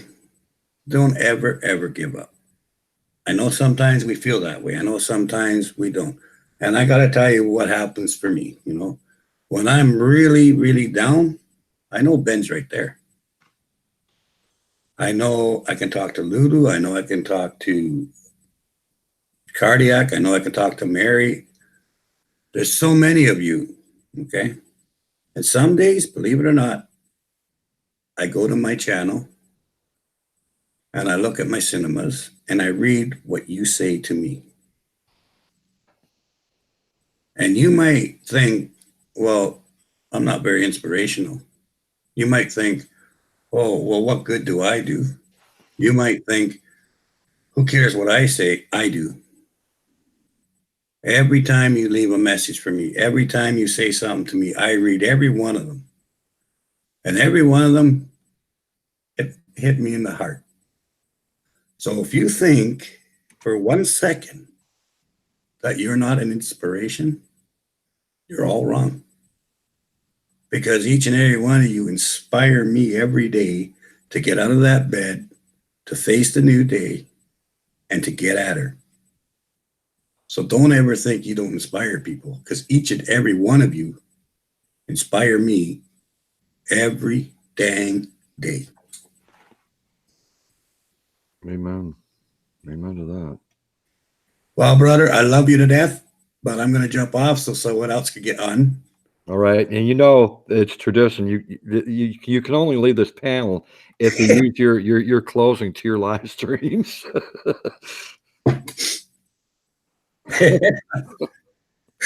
Okay, brother.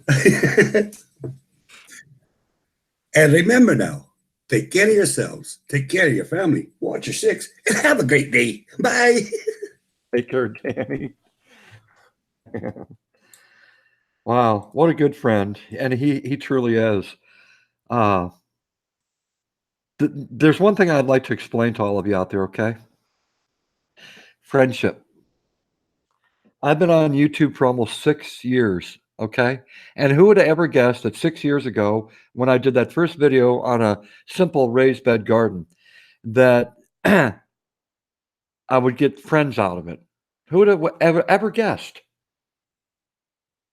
And for about the last 3.5 years is when I started acquiring friends, finding friends, and friends finding me. And some of them have stuck around all 3.5 years. Friends that really do care about me. Friends that I really do care about. Some of us out there, right? Some of you out there don't have any friends here on YouTube. Your channel is very controversial, and you get a lot of haters, a lot of bulliers and bashers, and you feel like you're all alone. And you wonder, does really anyone care about me and my passion for my channel and what I project out there to the world? There's going to be people out there that agree with what you have to share and what you have to say. You'll find those people, they'll find you. But once you get friends here on social media, hold on to them. Build trust first. Build that foundation of trust. And as time goes by, you build that house together, right? And it's going to be a strong one. And you're not going to build it on sand, all right? Let me tell you that right now, because that friendship will never last. You build it on rocks, all right? Build it on rocks, because it will withstand time.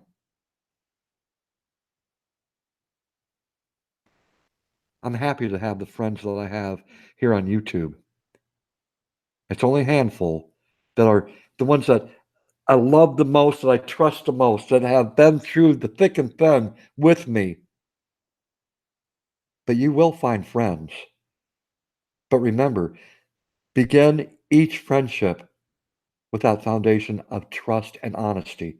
Don't hide things and don't put on a mask. Tonight's been pretty awesome. We've had Sean for help, Lulu, love you, and Danny's Corner come up and share their inspirational stories. You know, tonight I wasn't going to do an I want to hear your inspirational story live stream. I wasn't going to do that tonight. I was just going to have another regular inspirational live stream. And something made me change it. I'd already posted the link. It was already up.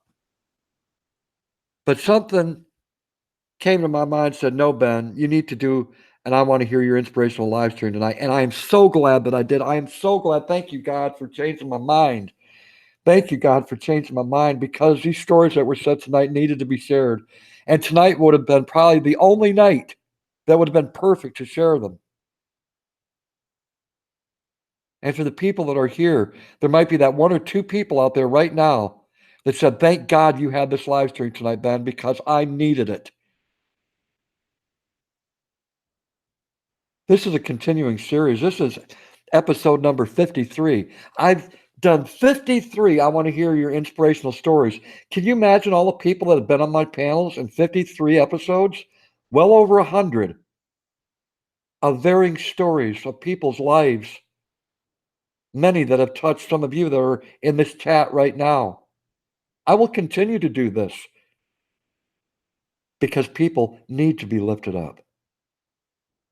And it might just take someone's story that comes up on this panel and shares it with you, that it might change your moment or that it could change the rest of your life. Okay, I'm going to ask one more time. Who wants to come up and share their inspirational story? If you would like to, #1, put a #1 out in the chat, all right? If you want to come up and share your inspirational story tonight, I don't care if it's 30 seconds and it's something that just happened 3 minutes ago, or if it's something that's 10 minutes long and it happened 30 years ago. If you want to come up and share your inspirational story, I'm going to bring you up. And the first #1 I see is Sty North. Sty North, I'd be more than honored to have you come up on my panel and share your inspirational story.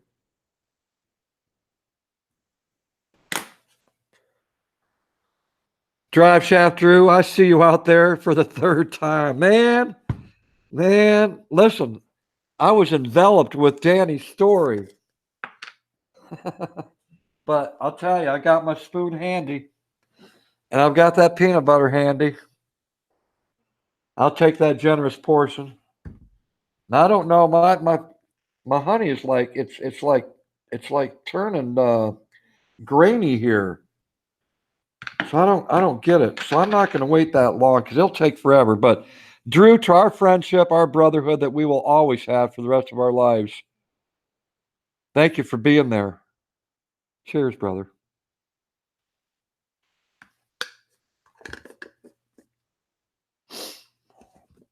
Skater girl, Cab 7, you changed my life. Cab 7, I'm so thankful. Well, amen. I am so glad that you're a part of these live streams, Skater girl. Tell all your friends out there, all of you. Tell your friends about this place and what it could possibly do for their life. I don't have to do what I do. I choose to do it. It's my choice. And I really feel that God is my intervention. He's using me as a vessel and saying, Ben, can you do this for me? So we can lift up people together. It's like, oh yeah, definitely in a heartbeat. You're my rock, God. And I am so thankful for everything that you've blessed me with in my life.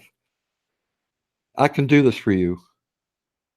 And I've seen the results of this, the outcomes of these live streams and what they've done for some people in our community. How can I quit? I can't. My passion is too strong.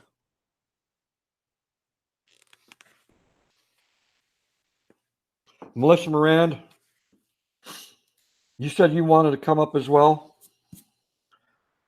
Sty North. Sty, how did I get a hold of you the last time? Was that Facebook, Twitter, and what's your handle? Can you let me know, my friend? And Melissa Moran, how do I get you up here? What's your handle and what do you use? Facebook? Oh, that's right. That's right, Sty. You're the yeah.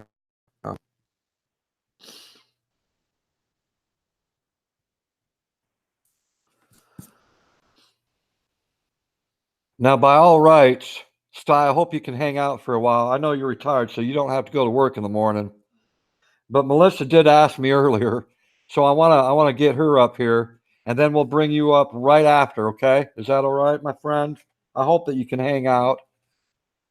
Brenda Hall, Cab 7, because of you, I now tell my whole family every day that I love them. Oh, amen to that. Oh, amen. We grow up never saying it to each other, and I will forever love you for it. Thank you. Thank you so very much. Oh, Brenda, look at your monitor, girl. You look at your monitor. Hugs, girl. Hugs. Oh, that's wonderful. That's wonderful. Much love to you. Thank you, Sty, for understanding. I appreciate that. All right. So, Melissa Moran, Twitter. And what's your handle over there? Is it Melissa Moran?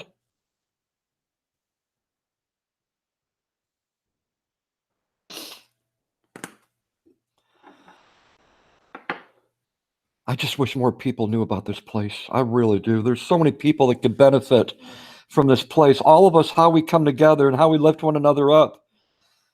Don't you all agree with that? Don't you just wish there were more people that could be a part of this?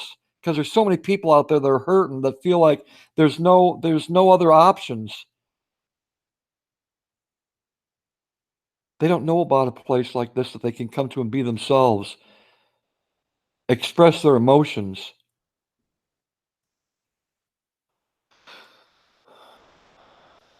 All right. I'm going to get my friend Melissa Miranda up here.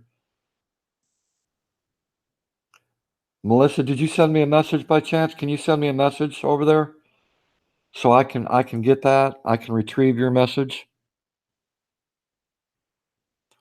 Just say hello, Cab 7, and then I'll click on that and I'll send you the link, okay?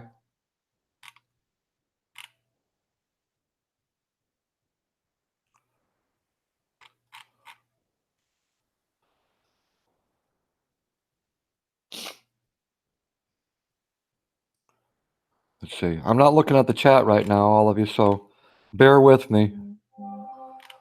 I'm just waiting for Melissa to send a message so I can send her the link.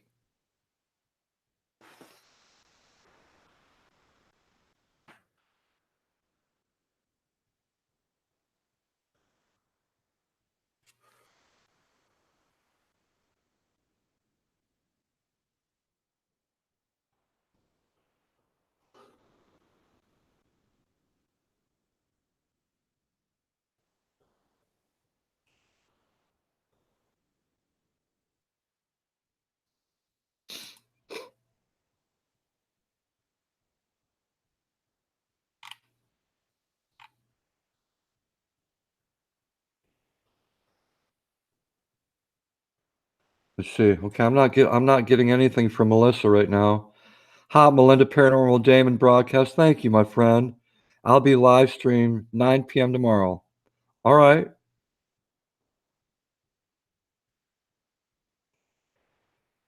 Okay, Melissa, I don't see it out there. I'm sorry. I'm looking in Facebook right now in my messenger, and matter of fact, I see a Melissa Moran Stardust. Does that sound familiar? Stardust?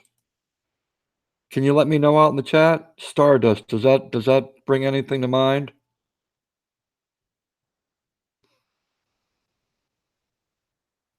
On Twitter. Okay. We'll try Twitter. Okay, I've got a message. It's from Melissa. All right. Here we go. I'll send you the link right now. Control V. And send. All right. There you go, my friend. I'll see you in a couple minutes. Thanks, Drive Shaft Drew. I appreciate it. Patty, Browser, thank you for being here tonight. God bless you, my friend. Have a good night, you and your family, okay? I always appreciate you. Diana Johnson, how you doing, girl? And big old hugs to you. We got up on the panel right now. Melissa Moran, how you doing? Doing very well. Before I go, I want to say thank you, brother, and thanks for serving, and congratulations on your 14 years. Oh, thank you very much. Wow. Hello to everybody out there. My first time on Cab's channel. It is the first time. So, Melissa, this is what we're going to do. I'm going to go ahead and I'm not going to say nothing. I'm going to give you the floor, and you tell us your inspirational story because I'm waiting to hear it. Hello, everybody. My name's Melissa. My inspirational story is about my sister. She was adopted when she was 6 months old. I found back out in 98, and I had been seeking her out.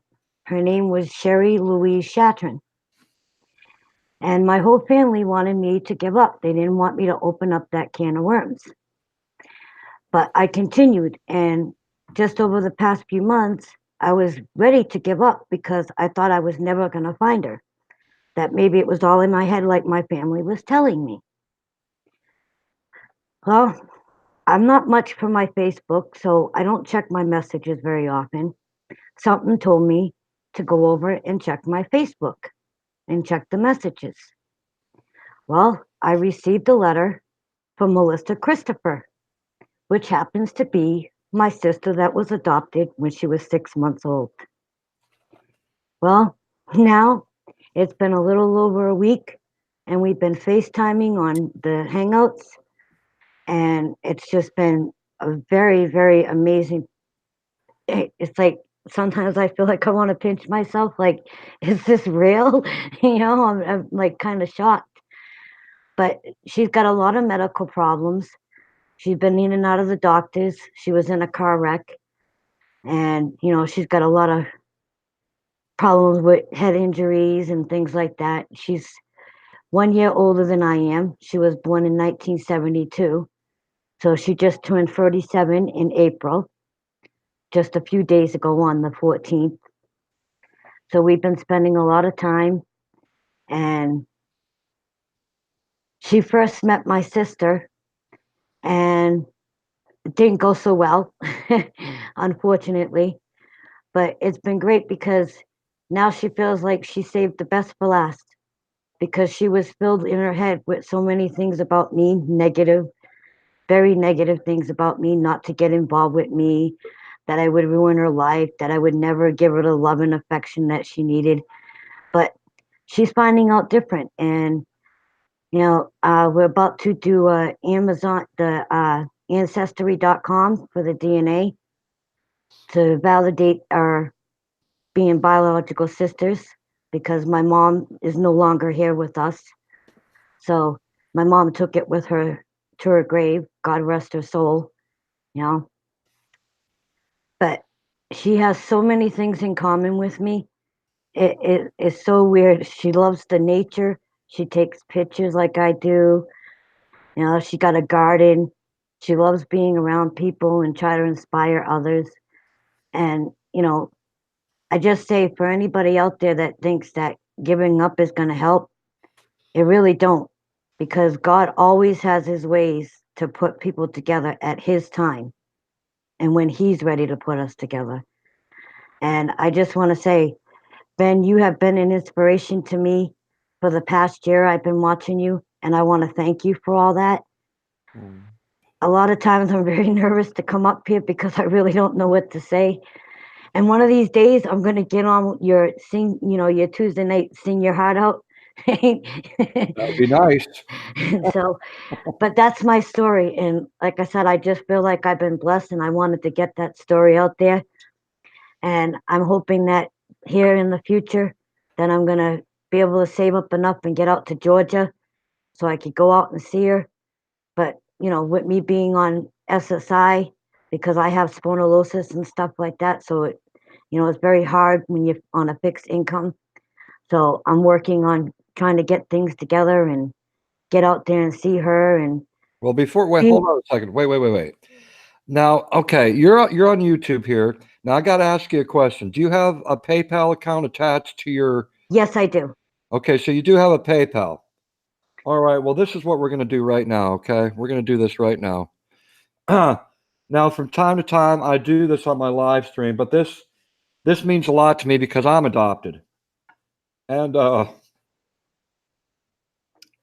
everyone knows my story that's heard it, and it's a very unique story. So, for those that are adopted out there, I totally get it, and I've got definitely a story to share. So, at this moment, we're going to get the PayPal link up there in the chat for Melissa Morand. Oh, Ben. We're going to go ahead and put up her PayPal.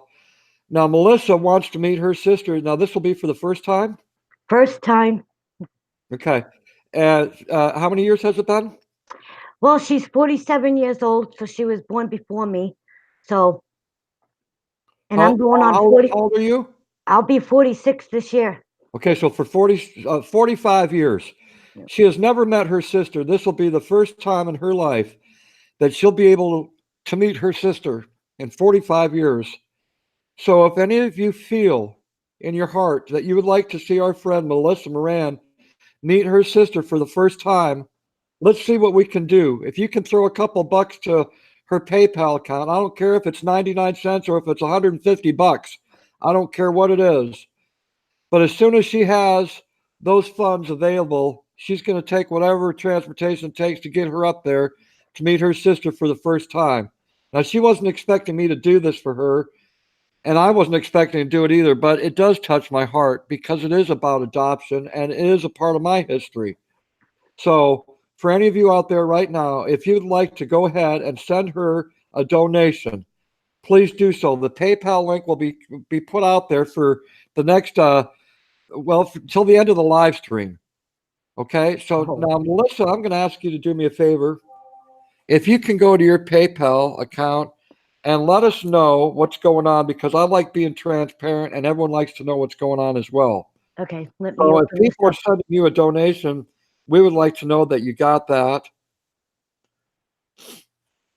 So she's going to go ahead and go to her PayPal and she'll look. But once again, I want to let y'all know, I know what adopting is all about because I am adopted from a family of 10 brothers and sisters. And as some of you know, I got to meet my family for the first time in my life after 50 years. It was on the 50th year of my life that I got to meet my brothers and my sister and my birth mom for the first time in Germany, because that's where I was born. So, Quick question, Ben. yes, How do you look to see how people send? just open up your PayPal. Yeah, I have it open. Okay, and it will say the names of people who are donating to you. Oh, okay, because it's It, on a recent activity and showing what I've sent out to people. okay, all right. If I could ask someone out in the chat right now, Melissa. Okay, I get paid on Thursday, and I'll send you some money then on Thursday. That's from Blondie, 1025. Is there Thank you, anyone? Blondie. Is there anyone in the chat right now that sent any sort of donation to our friend, to Melissa Morand? Is there anyone out there? If you are, let me know so I can have her. Okay, Alexander Smith just sent you a donation. Is there anyone else that sent a donation just so she knows what to look for? And thank you very much. Thank you, Alexander. I appreciate that. Oh, there it is. I found it. Okay, you found it? Yep, I found it. Okay, so you've gotten a donation from Alexander. Brian Savet. You don't have to mention the names. Sorry. Okay. No, that's right. Okay, so you got the one from Alexander Smith. So where are you at right now? What's it saying? What's your total right now? 19. $19 so far for her trip. Now, how are you going to go up there? How are you going to meet? I'm gonna take a plane from Logan Airport to Georgia, hopefully be there for like 4 days, and then have to come back because I do have twins and my husband I have to be here for too as well. So Okay, so how much is this plane ticket? I haven't quite checked into that yet. I haven't gotten that far because I was thinking about doing this myself. So Okay. I still got to look in to see how much the plane's gonna cost for a round trip. So that's all stuff I would have to look into and check on the flights and stuff. And when would you want to do this? Well, I'm hoping that it will be, something that will be able to be done within the next few months. In the next few months. Right, because she's got doctors that she's dealing with. Okay. And I have to make sure I set up with her when's a good time for me to actually come down there to see her in Georgia. So, okay. And I've been talking about that with her tonight about doing this fundraiser myself and getting a way to get up there to go see her. And I'm just waiting for her to let me know when's a good time going to be for her. So. Okay. So any monies that you get, you're gonna make a promise to us right now. Any monies that you make from here, you'll push to the side, and it'll be set aside for this trip for you and your sister. It won't even be touched till I'm ready to go make this commitment All to right, get out all there. right, and that's all I need to hear. And I will give receipts and I'll show everybody. I also do videos while I'm there so everybody can see that we finally met. I am so excited because I can't wait to go see her and give her that big hug like you give everybody. Heck yeah. I look at it this way. When I talk about being transparent with people, one thing when I was raised as a kid in Sty North, and several other people can relate to this at my age, is that back in the day, when you did this, when you shook the hand of another person. The deal was signed, and you had trust right there. There was no contract. That was the contract, was shaking hands. I still believe in that to this day. Amen, Ben.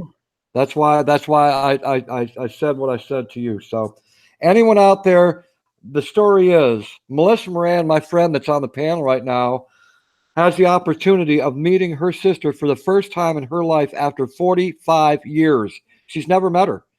They just finally met on Facebook, I take, or Twitter. We've been talking on the Google Hangouts. Okay. They've She been found talking me on Facebook, though. Okay. Got a hold of her on Facebook. Thank God for Facebook, because it does bring a lot of people together. And that's how they found each other. And now they've been talking on Google Hangouts, which is it's kind of like Skype, where you can see each other back and forth, all right, physically, like Melissa and me are doing right now. So if you find it in your heart that you want to help her out with this trip, the money will be set aside. She won't touch any of it. And this is for her to meet her sister for the very first time. If you feel it in your heart, I don't care if it's 99 cents. I don't care if it's $1,000, whatever the case may be. She wants to take a plane trip, round trip, to see her sister. So if you're one of those people out there, thank you very much for putting your donation up. I really do appreciate that. And this will be a continuous thing throughout this live stream. That link will be put up there, that PayPal link for Melissa, until the end of my live stream. And Melissa, you're going to be doing a live stream yourself, right? Yes, I'm going to hopefully doing it this weekend coming. Okay. So I'm going to put up a reminder on my YouTube. Okay. That way people will know, because usually I don't get a lot of people come to my lives, but I'm going to let them know what it's all about. And I'll probably do a short video explaining why I want to go do this and what the funds are for and what it will be used for. So before I even do the live feed, so that way people will know ahead of time. Okay. And hopefully get more people interacting onto the channel to come over and hear my story. How many subscribers do you got, Melissa? Do you know? 529, I think. Okay, 529 subscribers. Okay. That's respectable. That's respectable. All right. You know, I've done a lot of these fundraiser live streams before. You know, I've been around the block, and I am very particular. Usually Green Bay Wacky is right at my side to help me out with those kind of things. But we're going to see what we can do in this live stream. It may only be $25, but that's $25 more than what you had before for this trip. Okay. I hear you. Oh, you never know. Anything that people give out to me, I thank you all. It's been in prayer, and I know God's will be done, because if he didn't want me to be around her or to meet her, this would have never occurred. So anybody that donates to me, I'm very grateful, and I'm honored to be a sister, and I love my brothers and sisters, and I just want you to know, always be that love and light. Right. That's exactly right. I want to, Danny's Corner, thank you for being here, brother, tonight. Thank you for sharing your story. You always step up to the plate for me, and I definitely appreciate that. Much love to you, brother, and God bless you. And I'll see you Tuesday on Sing Your Heart Out. So here's an update. We're exactly at 25 now, Ben. You're at 25 right now. Awesome. Awesome. Glenda Church on the Rocks said, I'm unable to donate through PayPal. Please give her half of this, Cab Summit. So you got $12.50 coming to you. Thank you, Glenda. From Glenda. Thank you, my friend. I really appreciate that. Thank you. And even though, I'm going to go by Glenda's wishes. Thank you, my friend. I really appreciate that. Thank you so very much. So you got about $36 right now in about the last 10 minutes. If there's anyone else, the PayPal link is out there right now. This is an opportunity for our friend Melissa Moran to get to see her sister for the very first time in her life. She's never met her in 45 years. If you can only imagine what that experience would be like. I've been there. I know what it's like. And I've heard your story. Oh, yes. It is. You had me in tears. Oh, yes. Oh, yes.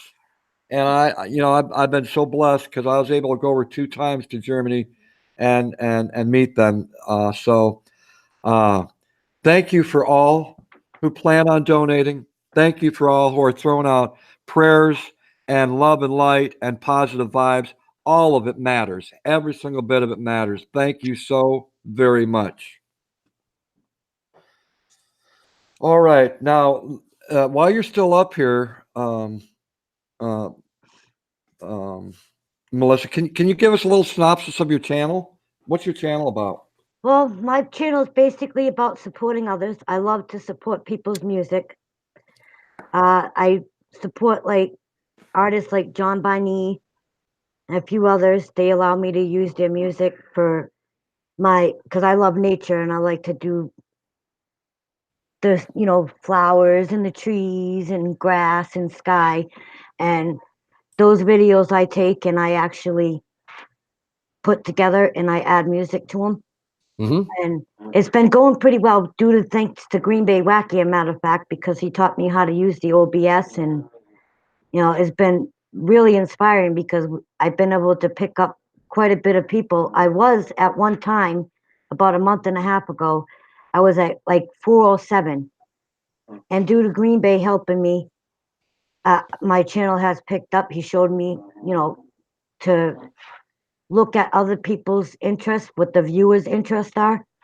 And that's made a big difference in my channel. So he's inspired me to do a lot of different things when it comes to the Google Hangouts and the OBS and everything and how to use the functions. So Right.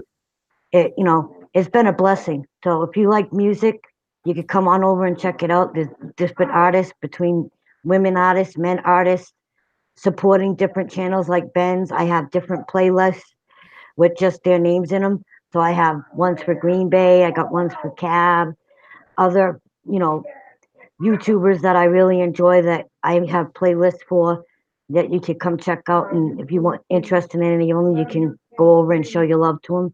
So I'm basically about supporting. And I do some live feeds, but I'm not too good at it. I'm kind of getting myself used to it. So Awesome. Hold on just a second, Melissa.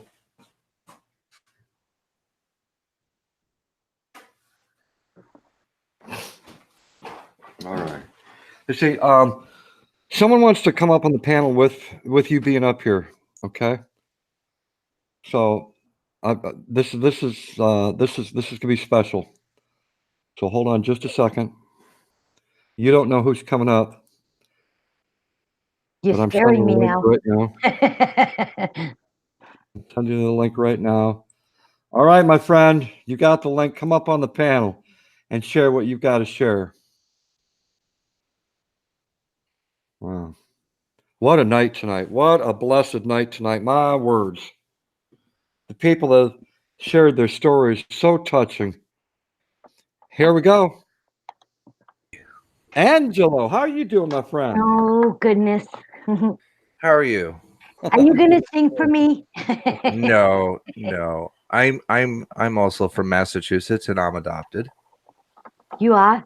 Yeah, I was raised up in Attleboro, Massachusetts, Wow. and then my wife and I ran a business over in Medford called Patriot Storage. Why does that name sound familiar? Medford or Patriot Storage?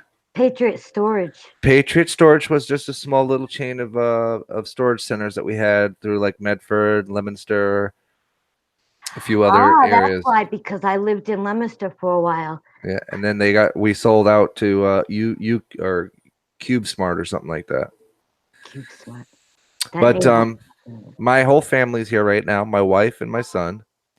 And one of the things that our channel is doing is we're trying to help people as we move forward in our lives. We're going to be traveling in an RV and helping people out and things like that. So I've been looking at the flights from Boston to Georgia. Is that where you need to go? Yes. And so we want you to use the money that you get from PayPal for food and incidentals. Our family will buy you the plane ticket round trip from Boston to Georgia. Oh You my just gosh. you just need to give us the dates and we'll purchase the ticket. Oh So my when goodness. you're ready, we'll come back up on Cab 7's panel. We'll purchase the ticket in your name. We'll send you the email for the e-ticket information. and you go see your sister, because let me tell you something, being adopted, it's the greatest experience in life, and I don't think anybody should ever knock it. It really set me on the path to being a really good human being. And this is from myself, my son Andrew. Say hi. Just say Hello, hi. Andrew. Hi. And my Hi, wife Andrew. and my wife Nancy. Hello, Hello, Nancy. Nancy. So we were looking at the ticket prices, and if we were to get you a ticket for, say, the 30th to come back on the 5th, it's around $139. Yeah, we can afford that. We'll take care of the plane ticket. Oh my God. We want you to see your sister, enjoy yourself, not worry about having spending cash, and just Thank you reconnect so and love much. yourself, okay? Thank you so much, Glenn. And that's my gift to you, because Cab 7 has given us a wonderful gift. He's given us a place where everybody's equal. Everybody's the same. It doesn't matter your color, it doesn't matter your job, doesn't matter who you love. That's right. And it's just a really great place. And I can never be thankful enough for what he's done for this community and for people that come up on his panel and talk. So if you got a pen and paper, you can take down my email. You tell me when you want to fly out and how many days you're going to stay, and we'll get that ball rolling, okay? Oh my God. Angela, you're absolutely awesome there, Angela. You and your wife and Andrew, thank you so very much. What a blessing you are. It's the small things in life, man. Some of us are able to do bigger things for people. It doesn't matter how big or how small it is. If you can do something for your fellow human being, guys, rise up and take the challenge, because it's so worth it. You'll be rewarded so much. That's right. That's exactly right. Amen. All right. So can you write? Can you see? I think so. All right. My God. I'm going to type my email in the chat, and then once you have it, let Cab know so one of his mods can delete it, okay? Okay.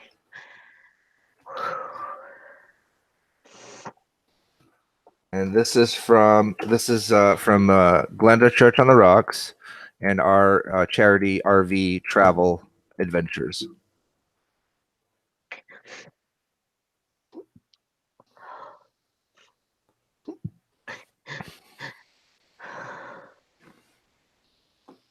So thank you so much for sharing your story. I appreciate it. Cab, thank you so much for letting me come up for a moment just to, I wish I had PayPal. It's one thing I don't trust. I don't like PayPal.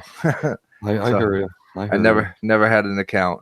But like I said, she can get in touch with me. And once we're ready, Cab, I'd like to present it on your channel, since you made this possible in the first place, okay?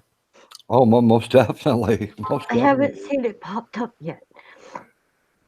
It's under Glenda Church on the Rocks. Are you on live chat? Yeah, but I don't see it.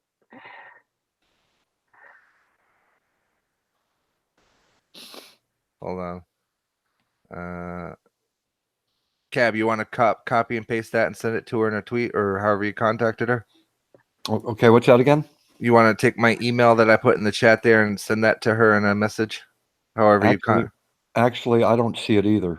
Really? That's so weird. I don't see it. Hold on, I'll send it to you in a tweet. How about that? Okay. That might work. I'll send it in a tweet, and then I'll send it right to her. You're on Twitter there, Melissa? Yes. Okay, I'll send it to your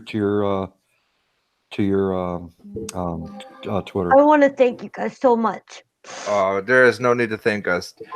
Oh Down the road, here's what we're asking. Down the road, if you could do something for somebody down the road, that's most definitely. That's repayment enough. It could be a bag of groceries. It could be talking to somebody on the phone for an hour. I don't care. I hear you. Everything counts. Everything counts. So he's going to give you the email. You give me the dates, an idea of when you want to go. Take your time. Let me know when you want to go, and we'll get the ticket for you for those dates. Okay? I will definitely be talking to my sister tonight and letting her know. All right. Thank you so much again. You're so welcome. Blessings to all of you. Thank you so much, Cab. Thank you, Angelo. God bless you, my friend. Wow. Wow. I can't stop crying. Oh my goodness. we've got a lot of great people in our community, and the proof positive, and that's why another reason why I have did this channel and put it in the direction that I put it in, because it gives opportunity for everyone to come here and get lifted up somehow. If it's either through prayer or through some financial means, whatever it is, it's going to happen here. So let's see. I've got the email. I just retrieved the email, and now I'm going to send you. I'm going to send you the email.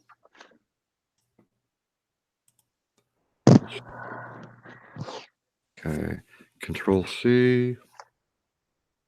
Send it over to you, Melissa Morand. Control V. Okay, you should have the. That's the email for you. Okay. Thank you, Ben. Yep.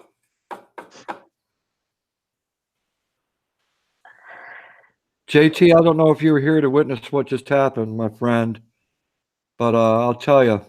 You can share it out anywhere. Oh, I'll definitely share this out. But somebody's definitely asking me share if it. it's okay in the chat. What's that? Somebody's asking if it's okay to put it out there in the chat. Oh, of course. JT, thank you so much, my friend, for the donation. I appreciate that. I just came to support whatever you got going on, Cab 7. Have a good day, my friend. JT, you are always awesome. You know that? JT is a gamer here on YouTube, and I respect him, and I enjoy the friendship that we've got. They're And gonna he has a great big I'm ready following to over go on see his channel. my And sister. JT is all My business. brothers and sisters Be sure to are check gonna him out, pay okay? for the plane ticket for me to go there and back. So it's I was just JT. trying to fill my husband in a little. I hear that. I hear that. It's JT is all business. Please be sure to check him out and support him. He's a great guy, down to earth, real about it. The game that he plays is Castle Clash, okay? Castle Clash. So be sure to support him. What else you got to say there, Melissa, for yourself? Just that I'm very honored and humbled that everybody is doing this for me.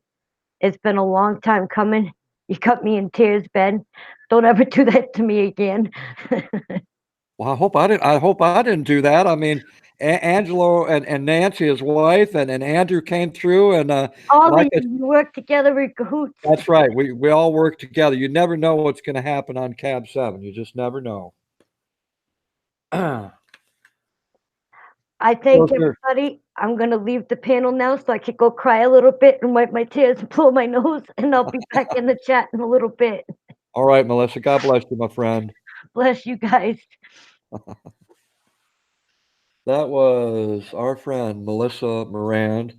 And thank you for the kind generosity of our friend, Glenda's House on the Rocks, also known as Angelo, and his wife, Nancy, and their son, Andrew. Thank you for coming through the way you did. God bless you all so very much. Thank you.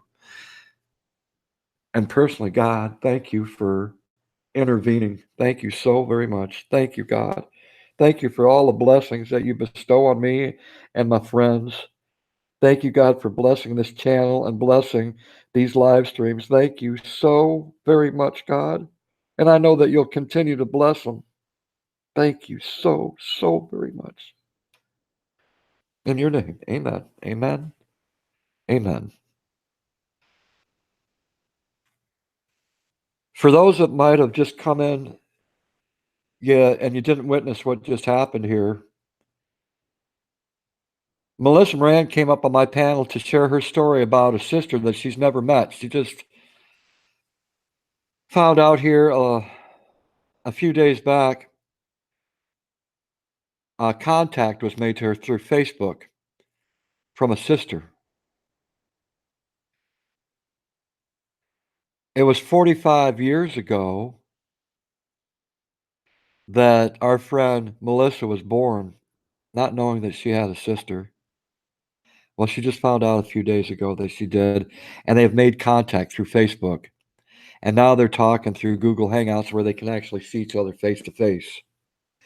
What an extraordinary adventure that's about to happen. So our friends,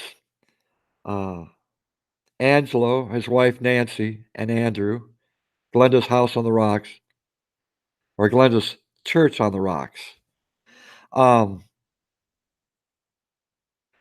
just said that they are willing to donate the money for the plane ticket to get our friend Melissa to meet her sister for the very first time in 45 years. Wow. That's pretty epic. That's pretty epic. God works in mysterious ways. He does. And for those that don't believe in God, I totally get it. I totally get it. All right. But for those that do, the power of prayer, it does work, and miracles do happen. And it happened right here.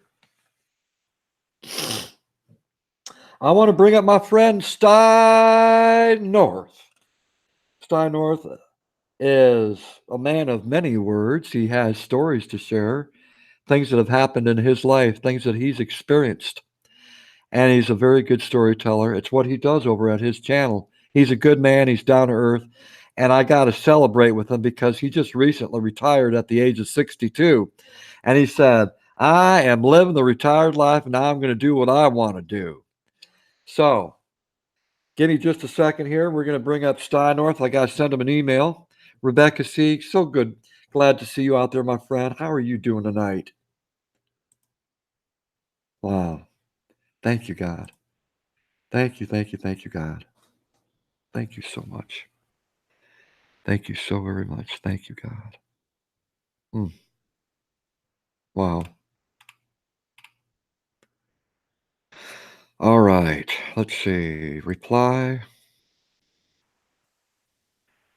Control V.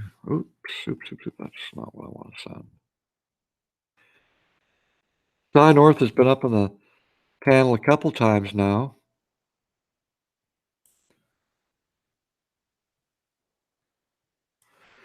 Control C. Control V.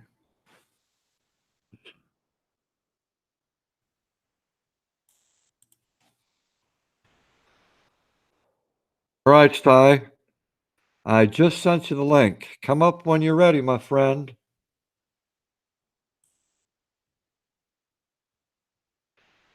Thank you all once again for being here tonight, to be a part of what has happened here. Some very touching stories that have happened in our friends' lives. And then a miracle that just happened right in front of us. Wow. Tell people about this place. There's a lot of people here with big hearts. People that just simply want to lift people up very humbly. There's no judging here, no fights, no arguments. We accept each other as we are, and we can come to the table agreeing to disagree.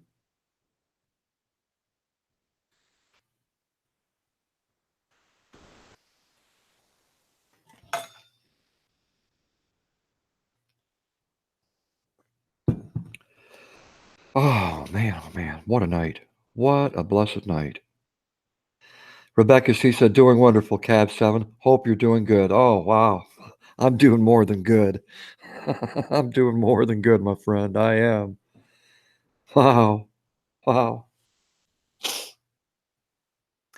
Let's see here. Okay. Just waiting for Sty North to grab that link so we can bring him up on the panel to share another inspirational story. When he was up here the last time, he shared a very inspirational story. And I'll tell you, oh man, it got to me. It did. It really did. And it was simply about a popsicle stick. It was about a popsicle stick.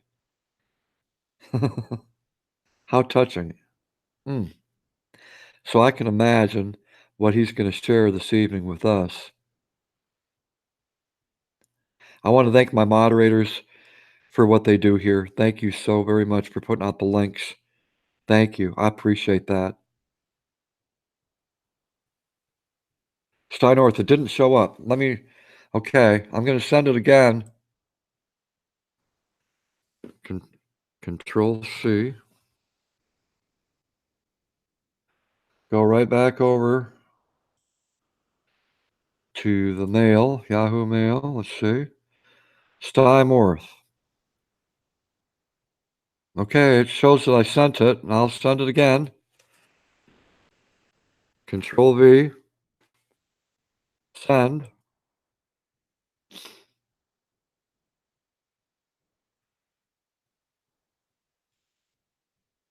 All right, Sty.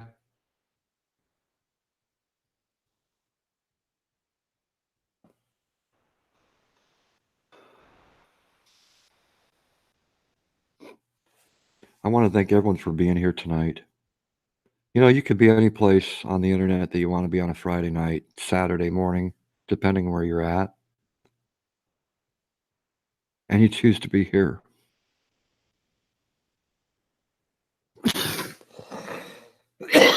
Oh, excuse me. Sorry about that. And you choose to be here. Thank you. It means a lot to me that you take time out of your lives to spend with me and everyone at this place. Thank you. I don't take anyone for granted. Never will. I've always said that tomorrow's not promised, right? And I promote that message.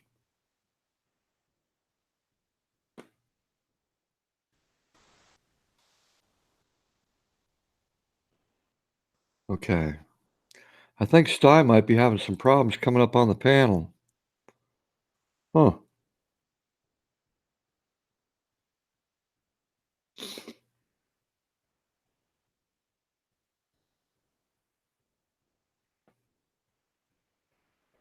There's a number that Lulu Love You put out there.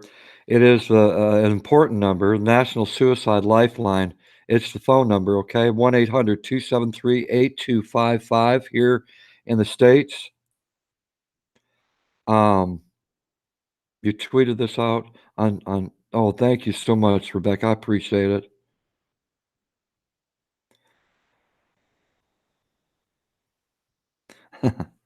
Thank you, Premier Hell. I appreciate that. I was just saying something. I forgot what I just said. What I was saying. Oh man, Timmy Johnson, Cab 7. You always give me hope when I come here. Amen to that. Amen. Melissa Miranda is just letting us all know that for all the people that sent donations to her, $48 she has received, and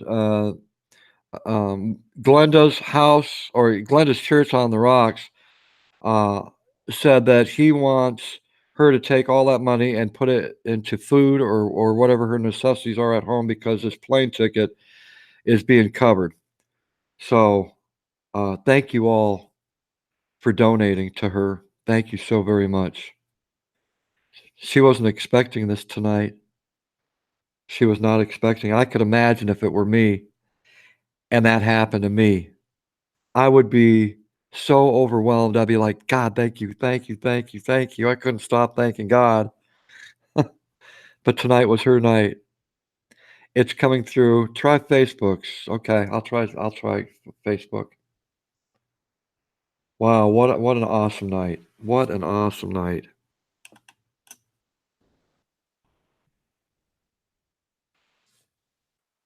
Okay, there's Facebook. I'm going to add you as a friend because I don't have you as a friend on Facebook there, Sty.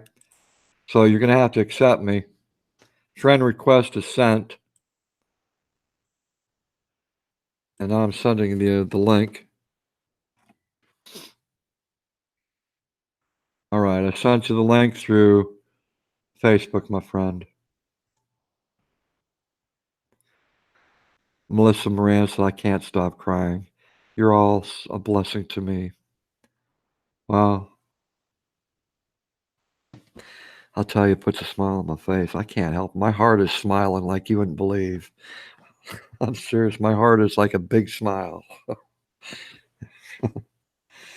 The JLA member channel, how are you doing? Good to have you here this evening, my friend.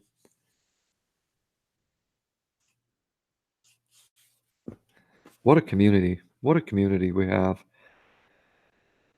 Mm.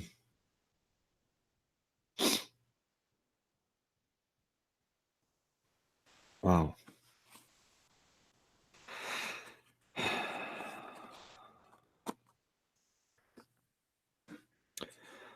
There he is. There he is. Thank God for Facebook, Yeah. I think.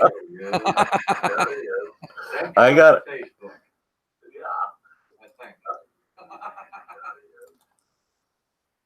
there. I got it. All right, And Sty. Now I know that you've got a story to share. You always do, and you're that never-ending story. And I know you've got a good one for us. So I'm gonna go ahead and give you the floor right now, my friend. You go ahead and share your inspiration with all of us. okay, before I tell you my story real quick, I want to say what just happened for Melissa is proof in the pudding. I I can't believe how everybody rallied together and it got done. And Angela just, I mean, yeah, that's heaven sent. Heaven sent. Amen. So, yeah, at least this lag in trying to get on with you gave me time to dry my eyes a bit. You're supposed to be the tough old boy, but when you're hanging out on this channel, it's a little tough to be. Yeah. Yeah. Oh, I had to get myself a little comfortable there. Yeah, that's a hard act to follow. But it's after listening to Melissa and Danny, I thought this little story would be fitting. And then the note that the last couple streams have taken with you on, people understanding there's people out there that really do care. And there is self-worth in everybody. Everybody's worth something. And to let and it's not always a choice that a person finds themselves in a situation where they feel worthless, like what good am I anymore? And this story kind of goes down that road where someone should have given up so many times, but they never did.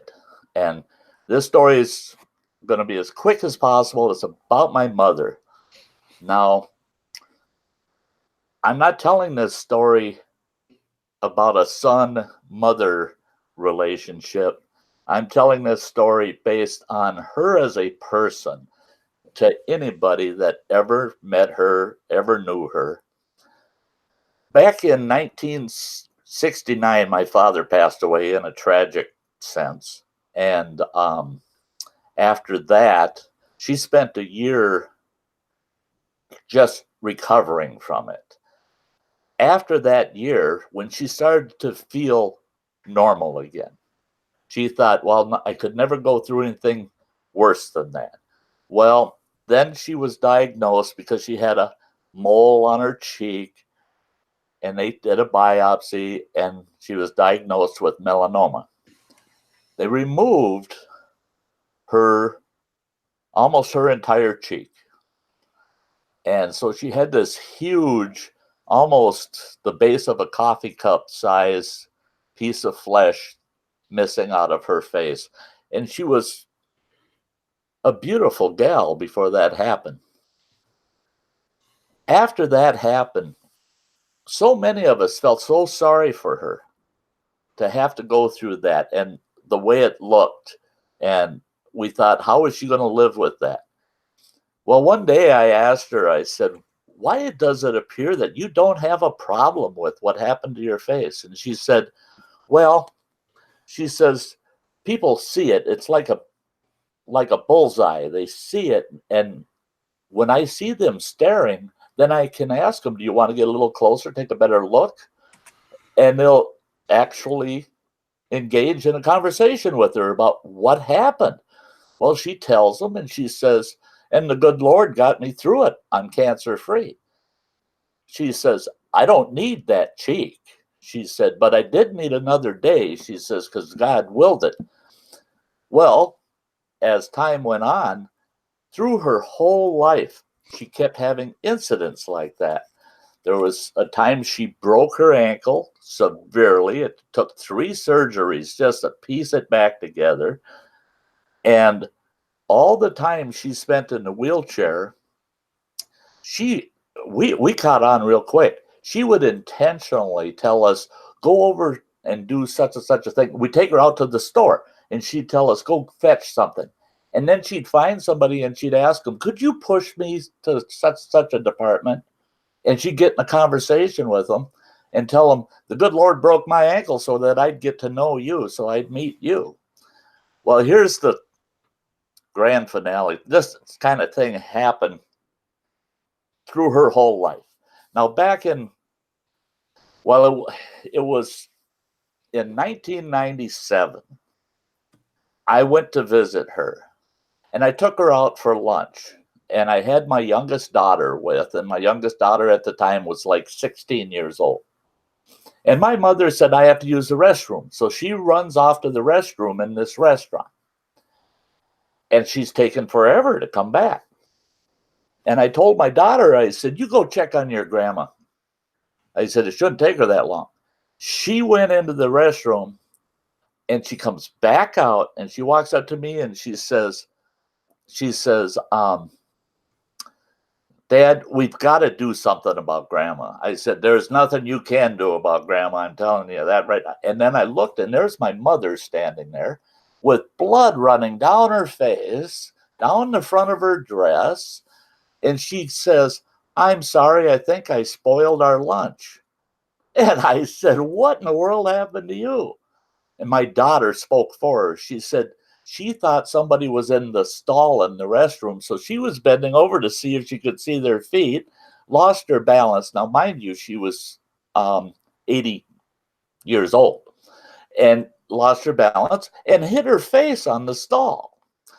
And huge gash over the top of her left eye. Run her to the emergency room. They end up putting 11 stitches in her head.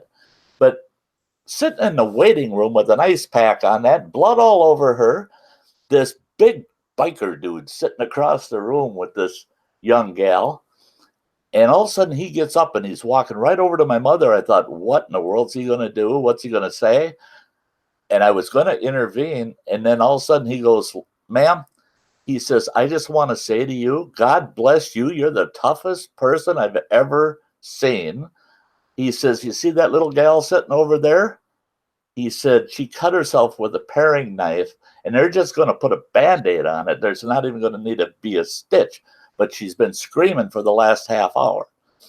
He said, how can you bear what happened to you? And my mother moved the ice pack.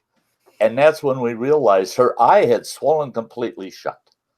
And she looked at that big biker and she says, you know, I think the good Lord smacked me in the face just so I could meet you today. Those two sat there for over a half an hour chatting about how good life can be no matter how many bumps and bruises we get. Okay, in closing, move forward a little bit. In 2001, I was working in an executive position. Phone rang. I answered the phone. My sister says, Sty, you've got to get yourself down to Minneapolis. Now, that's a 4.5-hour drive from where I live. She says, you got to get down here. They're putting mom in surgery in about a half an hour. And she's had a major accident. And I said, now what happened? And she said she tripped during the night and hit her face on a coffee table in her living room. And she said they're putting her in surgery. And I said, well, what's the whole issue? And she said, we don't know. They're not telling us anything. I said, I'll be there in 3.5 hours. And fortunately, I didn't run into any highway patrols on the way down. Got there, got into the hospital, and they said they just brought her out of surgery and she's in intensive care. They had her in surgery for about 3 hours. And they said, the family can go visit her, but only 2 people at a time. Right. So they started sending everybody asked, you want to go in first? Because they felt I was the closest to my mother. I was the baby in the family. So they thought, well, we'll send him in first. And I said, no, I want all of you to go see her first, and then I'll go talk to her when you guys are done. So all of our family got to go through and talk to her, and I finally got called to go in there, and my family isn't telling me anything. They said, you'll find out when you see her. I got in there, and she's got this big patch over her eye. And the doctor pulled me to the side, and he said, here's what we did to her. And he gave me all the details. And I said, I heard enough. I said, can I have a moment with her? And he said, sure. I went to her and I said, Mother, I said, when are you going to quit injuring yourself? She says, no, the good Lord's got a purpose for it. I don't know what it is yet, but there's a reason. And she goes, now you tell me. She says, I hit my eye on that coffee table. She says, you tell me. Nobody will. Did I lose that eye? And I said, yes, they removed your eye. They had to remove the eye. And she goes, and I said, that's tough. I said, you know, she had just gone 2 or 3 years earlier through cornea transplants, both eyes. Oh, yeah. And here she lost one. And I said, Ma, it's going to be tough. It's going to be real tough getting used to not having that eye. And she goes, oh, praise the Lord. And I go, what? Praise the Lord. You just had your eye knocked out, woman. And she says, at least it wasn't my good eye. Oh, jeez. I said, Mother, what is wrong with you? And she goes, the good Lord saw to it that I didn't lose my good eye. She says, you can live with one eye. She said, but if you lose your good eye, she says, it makes it a lot tougher. She said, I don't think it's going to be such a burden because I lost the bad eye, not the good one. Right.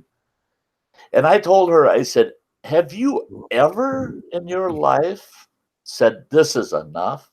It's time to give up. I said, for crying out loud, woman, you're 80. At that time, she was 82 years old. I said, haven't you had enough? She goes, oh, I had enough years and years ago. She says, but God hasn't had enough of me yet. She said, when he's done, then she says, I get to go home. Right.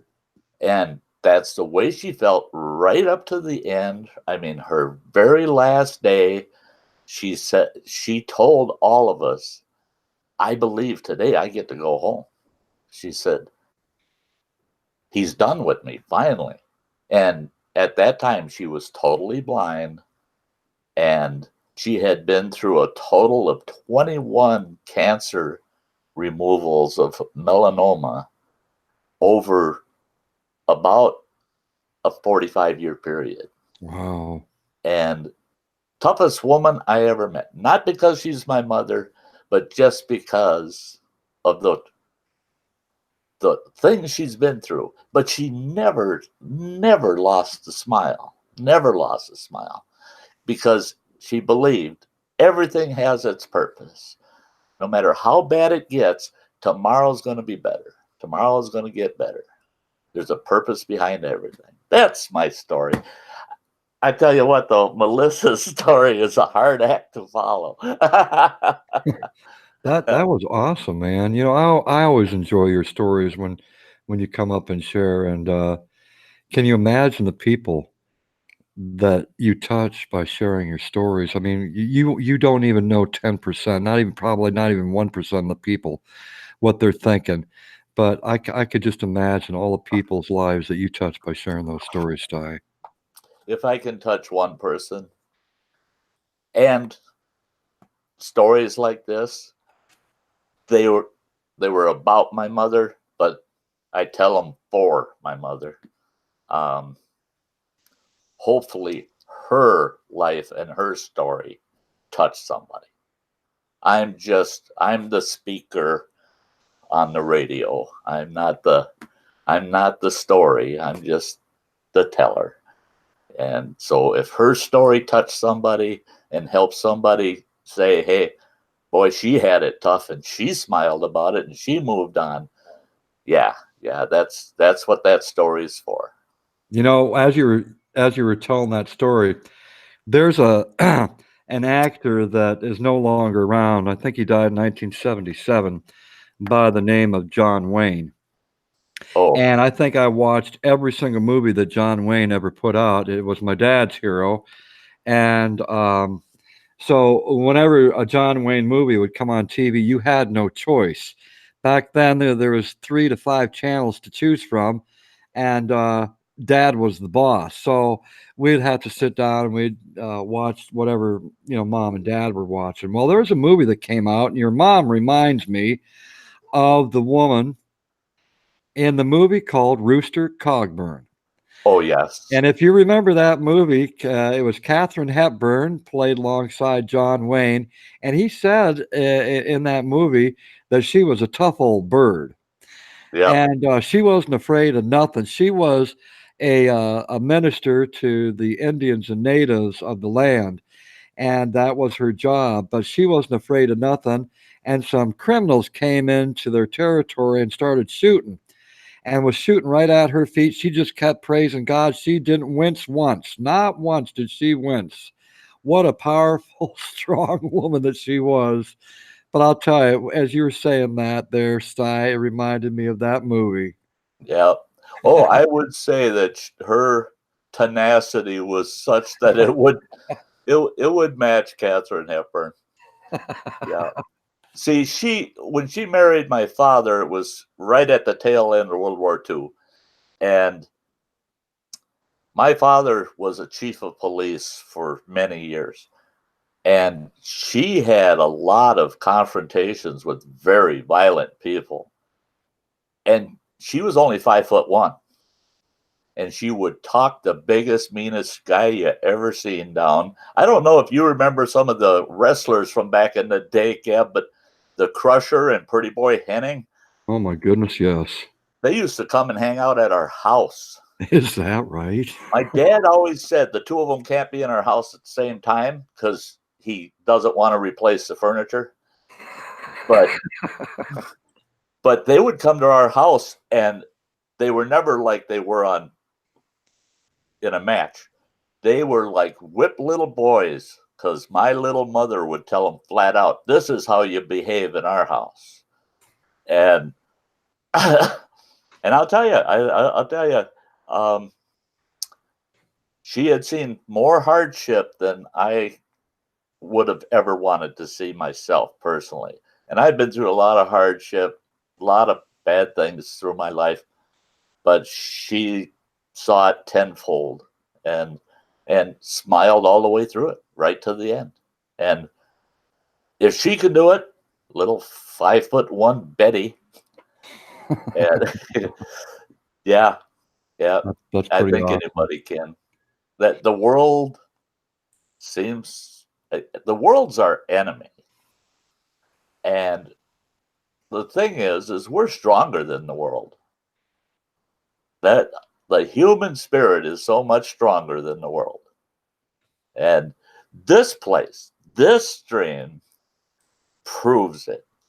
That's why you see me in here as often as I can get here. And you'll always see me. I left a comment, I think it was earlier today, that, yeah, you're stuck with me. I'm here to stay, So Sounds good to me, Sty. Sounds good to me. Yeah. I sure didn't plan on doing this. I'm sitting back all casual tonight and thinking, well, I'm going to take a night off of anything related to the tube. And I got the notification. I got to get on there and camps on. So, Listen, I got a friend out in the chat, Ribo510, said, I'm 5'1". I am fortunate. If I trip, I have less distance to fall. LOL. that is so true. That is so true. Wow. I tell you what, you look out for the little guys. That's right. That's right. Yeah, I've got some stories of some butt whoopings I've gotten from the little guy. You know, Oh, hey, thinking I can handle this. Oh no. you know, my mom used to tell my sister and me when we were little kids, dynamite comes in small packages. My mom was 5'3". She was 325 pounds. And so there was one particular day that I thought I would smart off to my mom. Wrong thing to do. And she said, I could stick my foot up in your ass. It's like, there's no way you could lift your leg up that high. That was not the smart thing to say. Now, my adopted mom was Polish, and I'll tell you, she was a Christian. She believed God and loved in God with all her heart. But I got to see the wrath of my mom that day because it happened in the kitchen when I said that. I thought my britches were too big for me. And as soon as I said that and I turned around to walk away, that foot came up and it kicked me right in the damn ass and knocked me right to the ground, man. I'll tell you, never once again did I disrespect my mom. Yep. My mother used to always say she was going to set the rules of the good Lord, no matter how big we got. She said, but don't ever get so out of hand that I can't handle you, because your father will make sure you meet him. Yeah. So between those two, yeah, we knew the boundaries. Oh yeah, definitely. Yeah. And you know, Yeah. times have changed so much since we were growing up as kids. You know, I think you're like 7 years older than I am, but still within realm. You know, things Yep. have changed a lot since we were growing up as kids, and parenthood is, uh, by law, has forced parents to be a different way, I suppose. And it's kind of too bad because for the kids, how they get scolded today isn't how we got scolded back in the day. One swift spanking with the paddle or the leather strap, I'll tell you, puts you right in your place. And nowadays, you know, parents, a lot of them, they're too afraid to do that because they're afraid that the child might go ahead and sue them, which has been done, Right. and they've been turned into C PSPC something. It's help me out, someone out in the crowd. Uh, um, um, have been turned into CPS, P Child Protective Services up or here. CPS. Yes, CPS. Thank you. Right. And you Yep. know, back in the day, that was unheard of. That was unheard of. Oh, absolutely. So, you know, my sister and me got the leather strap, we got the paddle, and I remember what that was like. And I'll tell you, it put us in our place and we learned a lesson from it. But My it's not like that nowadays. my my father never had to lay a hand on any of us kids. My mother, she dished it all out for him. But you knew that if he did, oh, that'd be the last one you'd ever want. But as chief of police, he would tell people all the time, if your kid comes to me and says, yeah, I got spanked for this, or I got slapped for that, or something, he said, I tell him, well, then you should learn to obey your parents and behave. Mm. But if they come to me and say, I get slapped every day, I get whipped every day, and for things I don't do wrong, he said, now you're abusing the child. You're not disciplining anymore. And that was a thing back then, was even then, everybody knew the difference between what was discipline and what was not. And when I got a whooping, boy, I was a good boy for usually a couple months. Well, I'll tell you, you know, my sister and me, you know, like I said, you know, I was adopted from a family of 10, and my sister is my real sister. We were adopted together, and we grew up together. But when it came to being punished by our parents, we always wanted to get the spanking from mom because it didn't hurt nowhere near as bad as it did when dad got a hold of us. I'll tell you. Yeah. So you would have to pretend that it hurt like a son of a bitch when you got spanked with that paddle, right? And I think Yeah. mom kind of felt guilty doing it. That's why it didn't hurt so bad. But dad, we got the full brunt of dad. Yeah. Yeah. Dad seemed to want to teach you in one discipline. Yeah. You know, my mother used to actually allow us kids to run a tab, and but we could only run a tab for a week. So if you had 2 or 3 indiscretions throughout that week, well, you got a good one coming on Saturday. Well, I asked her once. I said, "Can I run a tab for a month?" She says, "You only want to live for a month?" She says, "Because if I gave you all of your punishments at one time for a whole month," she said, "you'd be one hurting boy." She Oh says, yeah. "I'd be afraid you wouldn't survive it." Well, it was just that thought that, oh, it could go there, kept me more on the straight and narrow. I didn't want to go there. I didn't like those disciplines. They didn't like giving them to us. They made it perfectly clear that that it was they felt punished at the same time as they punished us. So yeah. Oh Yeah, yeah. times have I think it changed. was one of those things that's kind of handed down from generation to generation because my parents went through the same thing. It was the paddle, it was the strap, and so they were just following suit over generations. But I promised myself that if I were to ever have kids, and I never did, and I'm just one of those people that just chose not to. Hmm. But I promised myself if I were to ever have kids that I would never do the same to them as what was done to me. And I'm more of a diplomat, I suppose, and I would rather be able to talk the punishment to you rather than physically, give it to you. Oh, So my children know that the way I raised my children, there was a few spankings that went out, but I am a firm believer the punishment needs to fit the crime. right, And kids growing up and getting into mischief is not a felony. It's life. It's growing up. And I had much better luck letting them tell me why they did such and such a thing and work our way through it. And I would explain to them how it was handled when I was a kid versus how I'm going to handle it today. And they actually, I earned a lot of respect from my children handling it that way.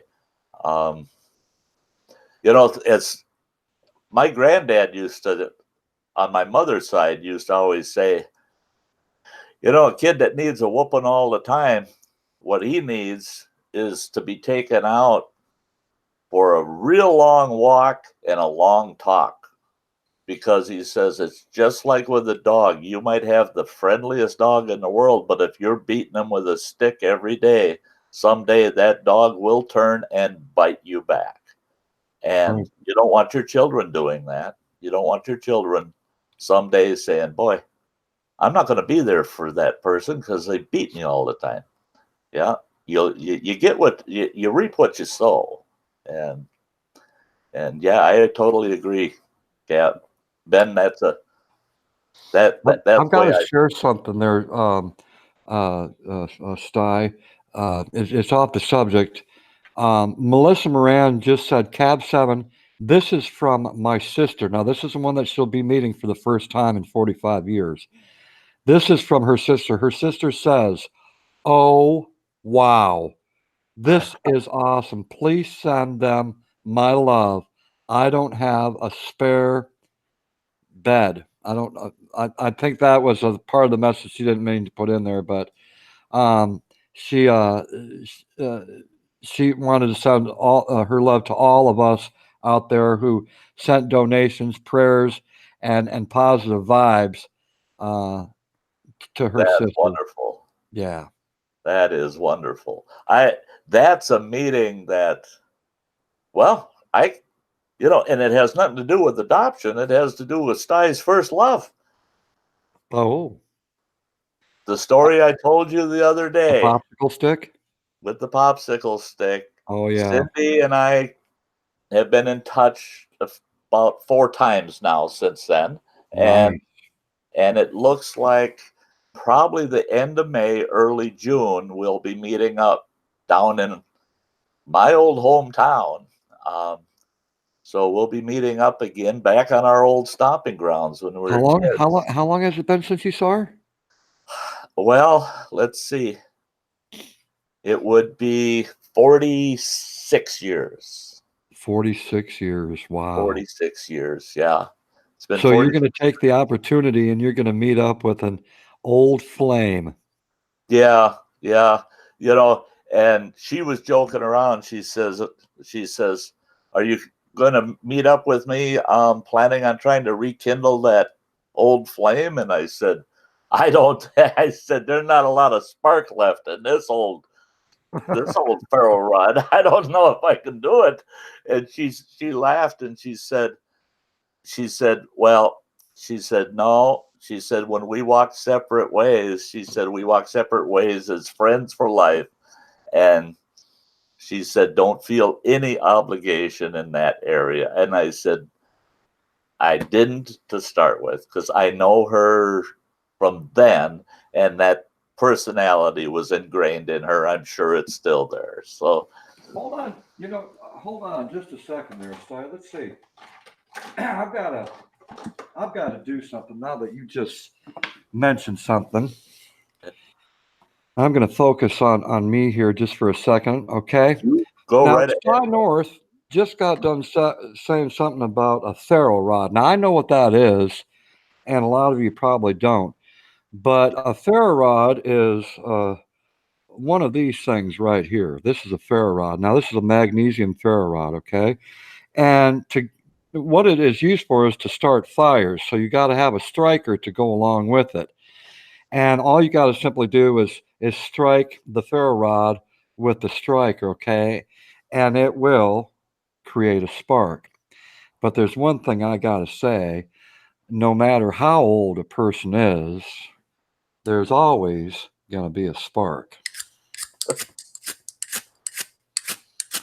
That's the way I look at it. Thanks, Kev. Yeah, this old ferro rod, it just might take a little more striker. but yeah, I'm sure there's some spark left. Oh man.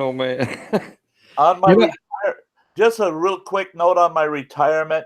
I stopped in my store today, and to my absolute amazement, the store is under new management. I guess just 2 days after my retirement, my store manager submitted his resignation and has moved on to a new, better job. Oh, wow. And this morning was his last shift, and I had just missed him. But I know where he's working now, so I'll go find him there. And then I found out that a fella that really wanted to move up into my position but was afraid to, they talked him into it. So he took my position, and I was glad to hear that. But they've got a whole new turnover in that store. And only 2 people left in the store that even know me.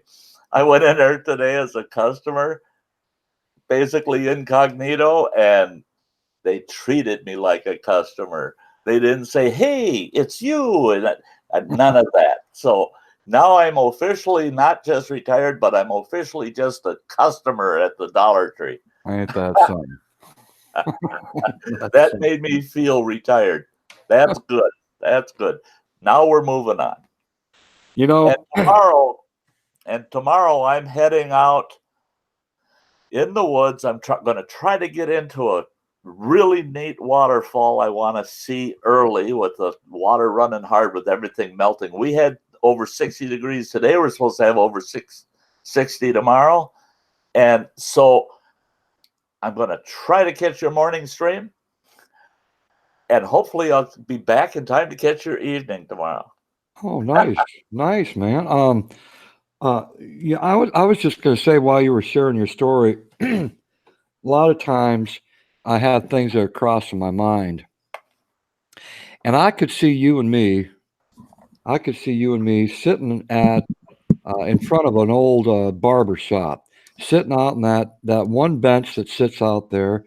And we just got done getting our haircuts and we got nothing else to do. We're sitting at that retirement age. And we sit there and we just kind of talk and just talk about stories that have happened in our lives. And I could see you and me doing that. I could see that friendship going that way. Or So sitting good. around that campfire and sharing stories of our past and things that we went through and just entertaining each one of ourselves. You know what I'm saying? Yes, yes. That's I always told my kids, my daughters especially, they were both in the health field, and they kept telling me, you need to treat us good because we're going to pick your nursing home. And Oh, geez. I told them, oh no, no, no, I'm never going to a nursing home. And they both told me recently, if that day ever comes, they said, Dad, we're going to put you in a nursing home that has a nice porch facing water and woods. And they said exactly what you're saying. They said, and our hope is that they'll have a nice, comfortable chair for you and someone else that has stories to share. And you can sit there and just while away your last days telling stories with someone. And I told him, I said, I tell you what, that's the pathway then to heaven to me. And I would love that day.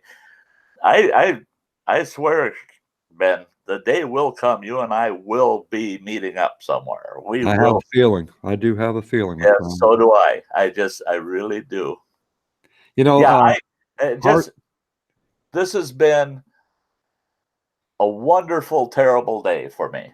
I I got notice early today that and I'm not gonna share the details, but my social security got reduced by almost 20%. Oh, So wow. I took a big hit, and I'm going, ay, because I had it all budgeted out for the Oh, next yeah. 8 months. I had all these plans that my surplus that I would be getting from my Social Security was going to cover a lot of those plans. Well, now I just got to go back to the drawing board. But this morning I started out with, what the, if they're going to get you, they're going to get you when you least expect it. I got my Yeah. first Social Security check, and then the notice came right behind it that said, effective in June, my benefits are going to be reduced 20%.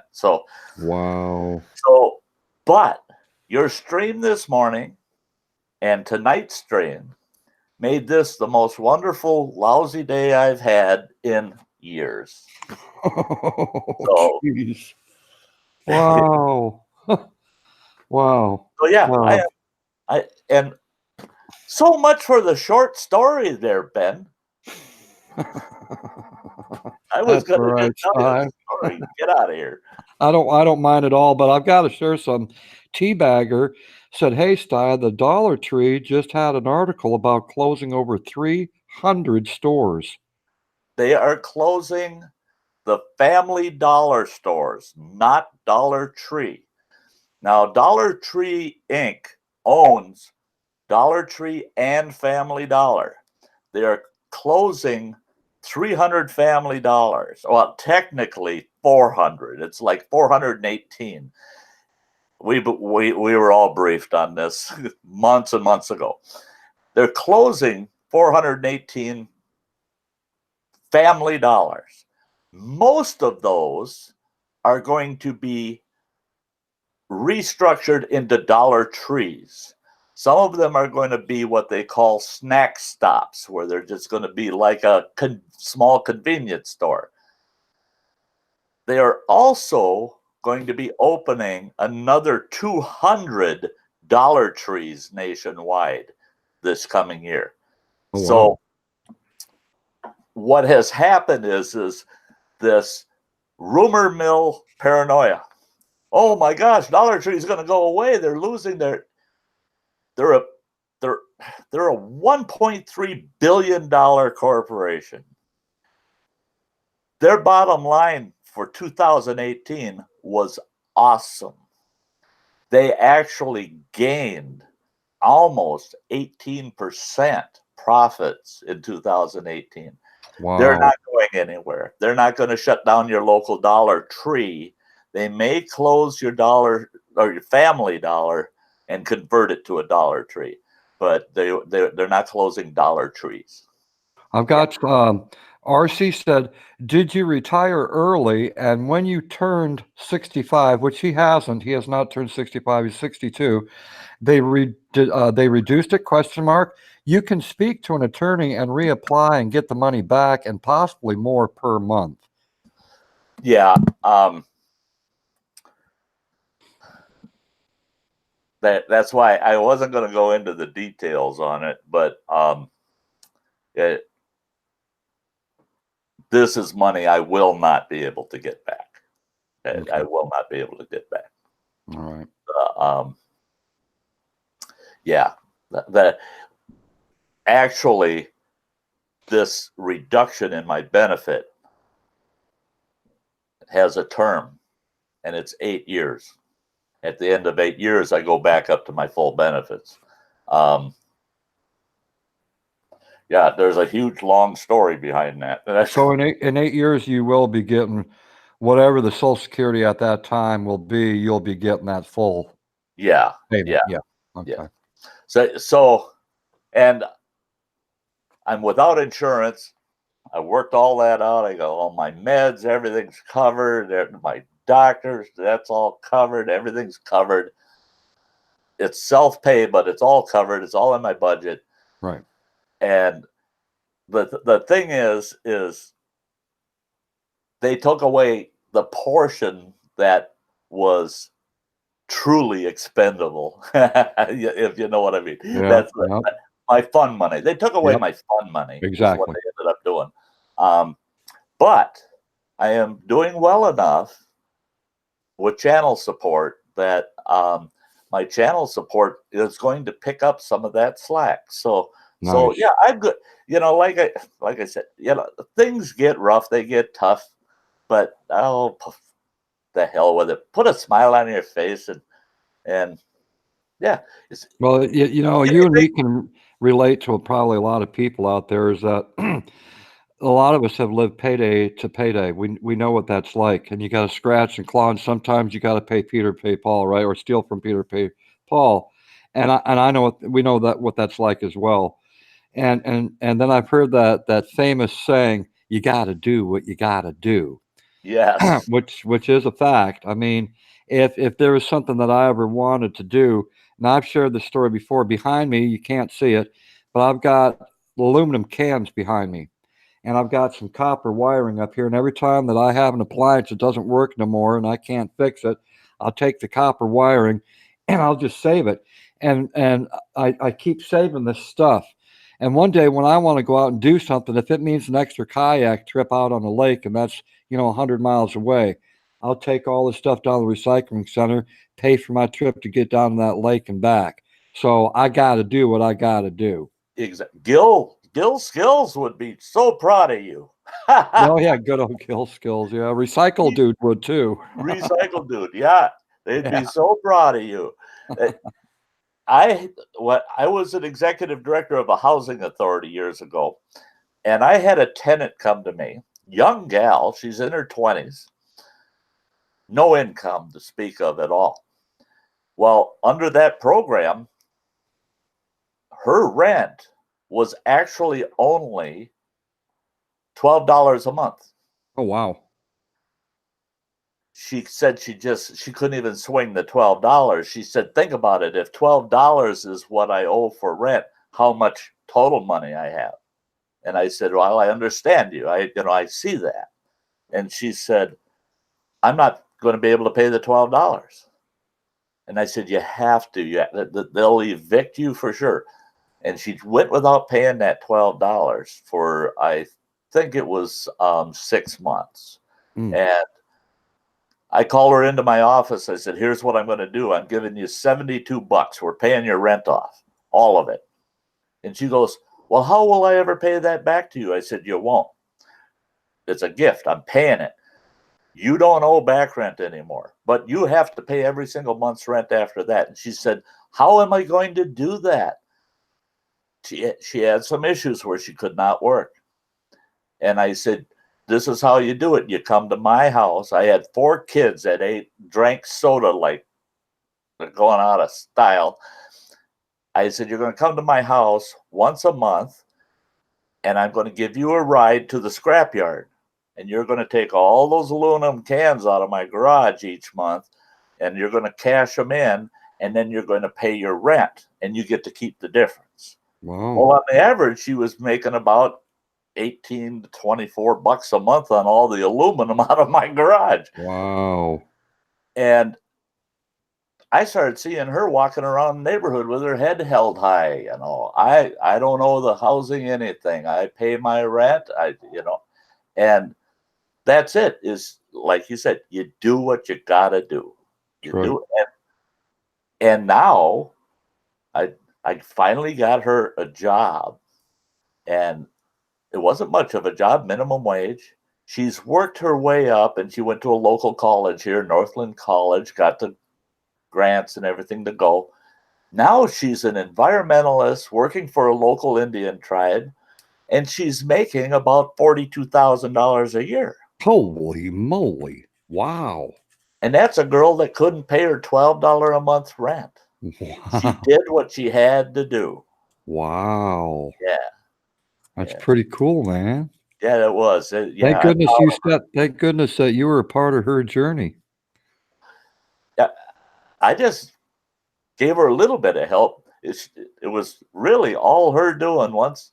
Yeah, and that's the thing is, if you can lift a person up for just a little bit, help them get up that first step or that second step, and the next thing you know, they're taking each step on their own. That's right. That's Yeah, exactly they're right. doing what they got to do. But That's they got to exactly know right. that they can do it. You got to show them, here, I can give you a little push and get you up there. And then they get a little braver every step they take. That's right. That's exactly right. And again, I just can't praise your channel enough, but these are the steps. This is the place to come when you need those steps. There's between you and all these great people that come here. Yeah, I've seen so many people take off up them stairs. You hear them downtrodden for several streams, and all of a sudden you hear them, they're picking themselves up, and things are getting better and better and better. Yeah, that's the inspiration, is watching these people grow in your channel.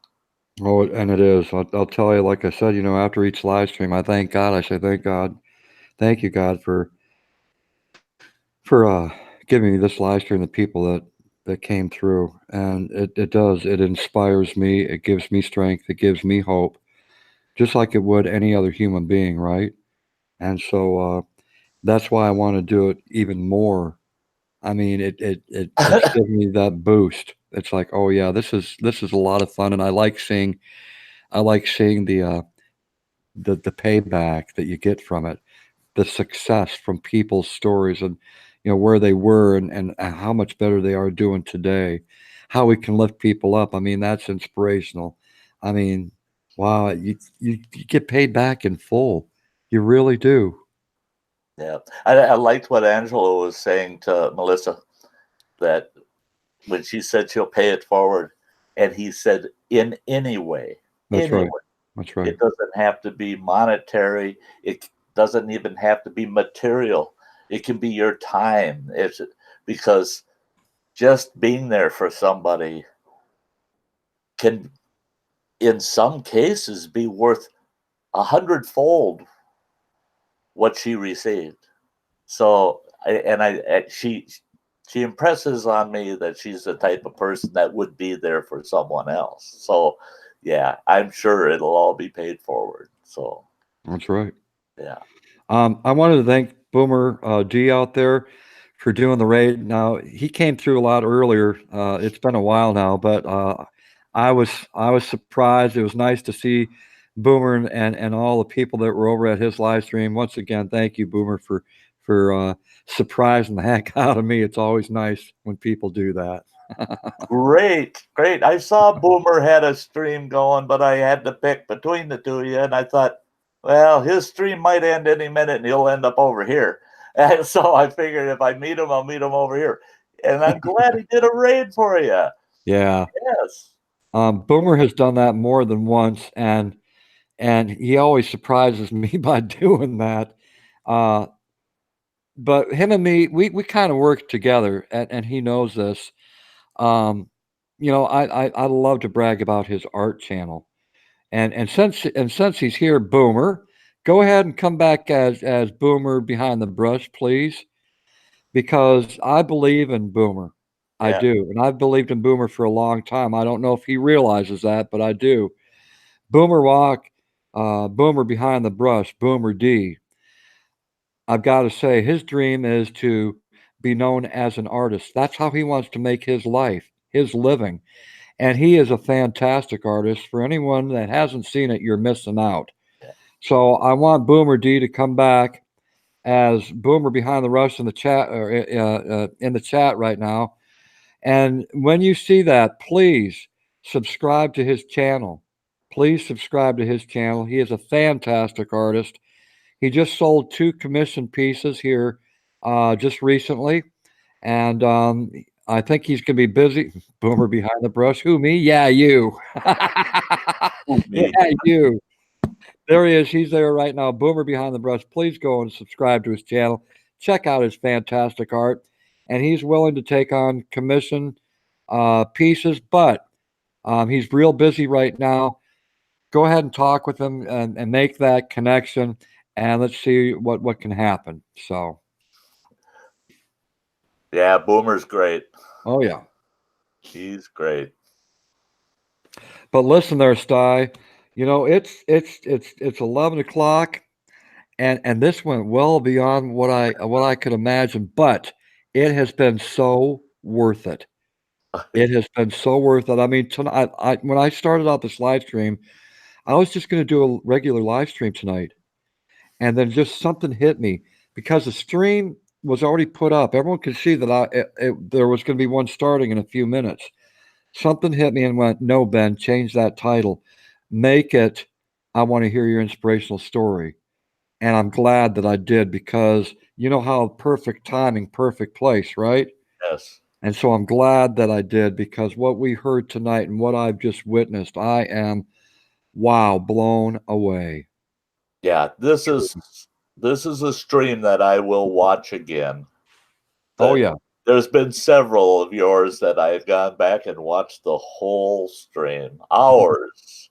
And yeah, if staying out in the woods, he ain't got a heck of a lot to do. I have people still hounding me, do some more streams, Sty, do some more. I said, I don't have time. I got streams to watch. That's exactly. Exactly. You guys are the diehard streamers, especially you, my friend.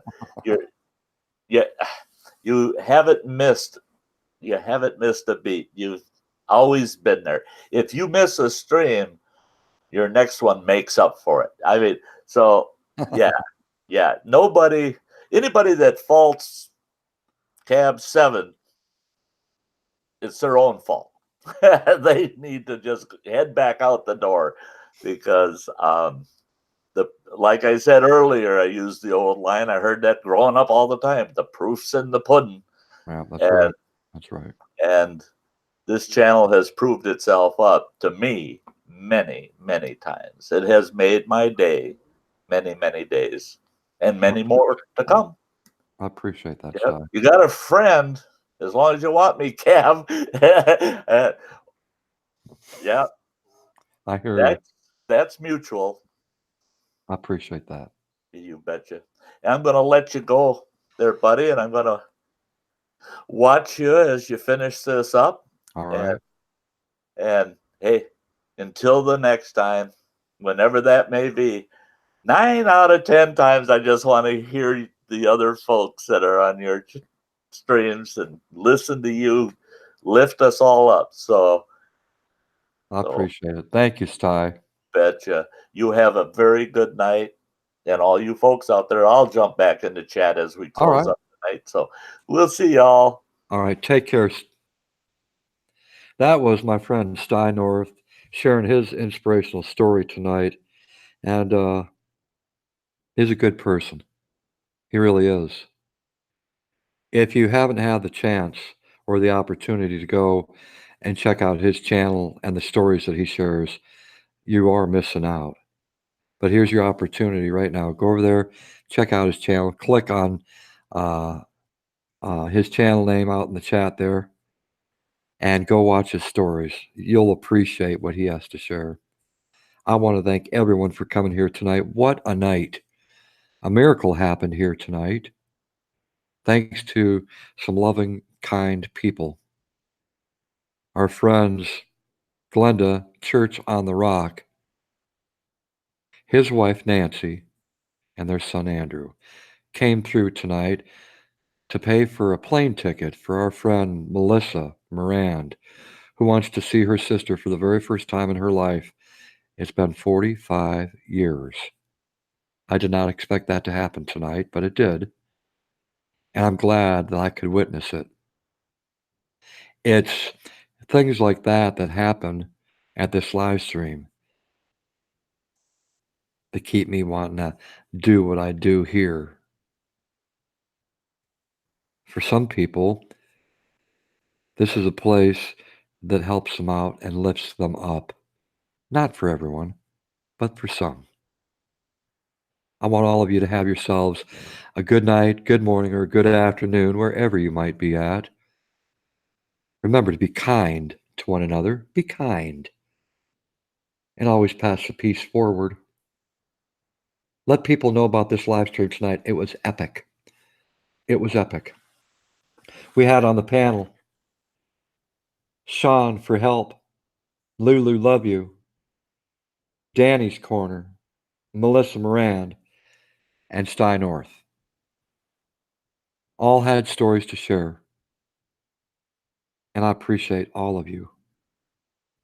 Thank you so much. God bless every single one of you out there. And for those who don't believe in God, I'm not a minister and I'm not here to bring you to church, all right? But I will say to all of you, love and light. And may positive vibes continually go your way. Remember that you got yourself a friend right here in Cab 7. And you can have me as long as you want me in your life or as long as you need me in your life. Hopefully it's for a lifetime. Either way, I'll be right here. And most importantly, remember to love one another. When's the last time you told your loved ones that you love them? Maybe some of them are feeling pretty neglected right now. Yesterday's gone, tomorrow's not promised. How long are you going to wait? You got the moment right now to let them know how much you love them. And if you're blessed to have kids, tell them 100 times a day, I love you, I love you, I love you. Give them lots of hugs. And when they do good things in their lives, tell them that you're proud of them. And continue to do that. They need to hear it. It makes them better people when they become adults. And when they do and have their own children, they'll remember what you did for them. And they'll pass it forward to their kids. I'll see you all tomorrow morning for another Cab 7 inspirational live stream. Take care, my friends. Take care.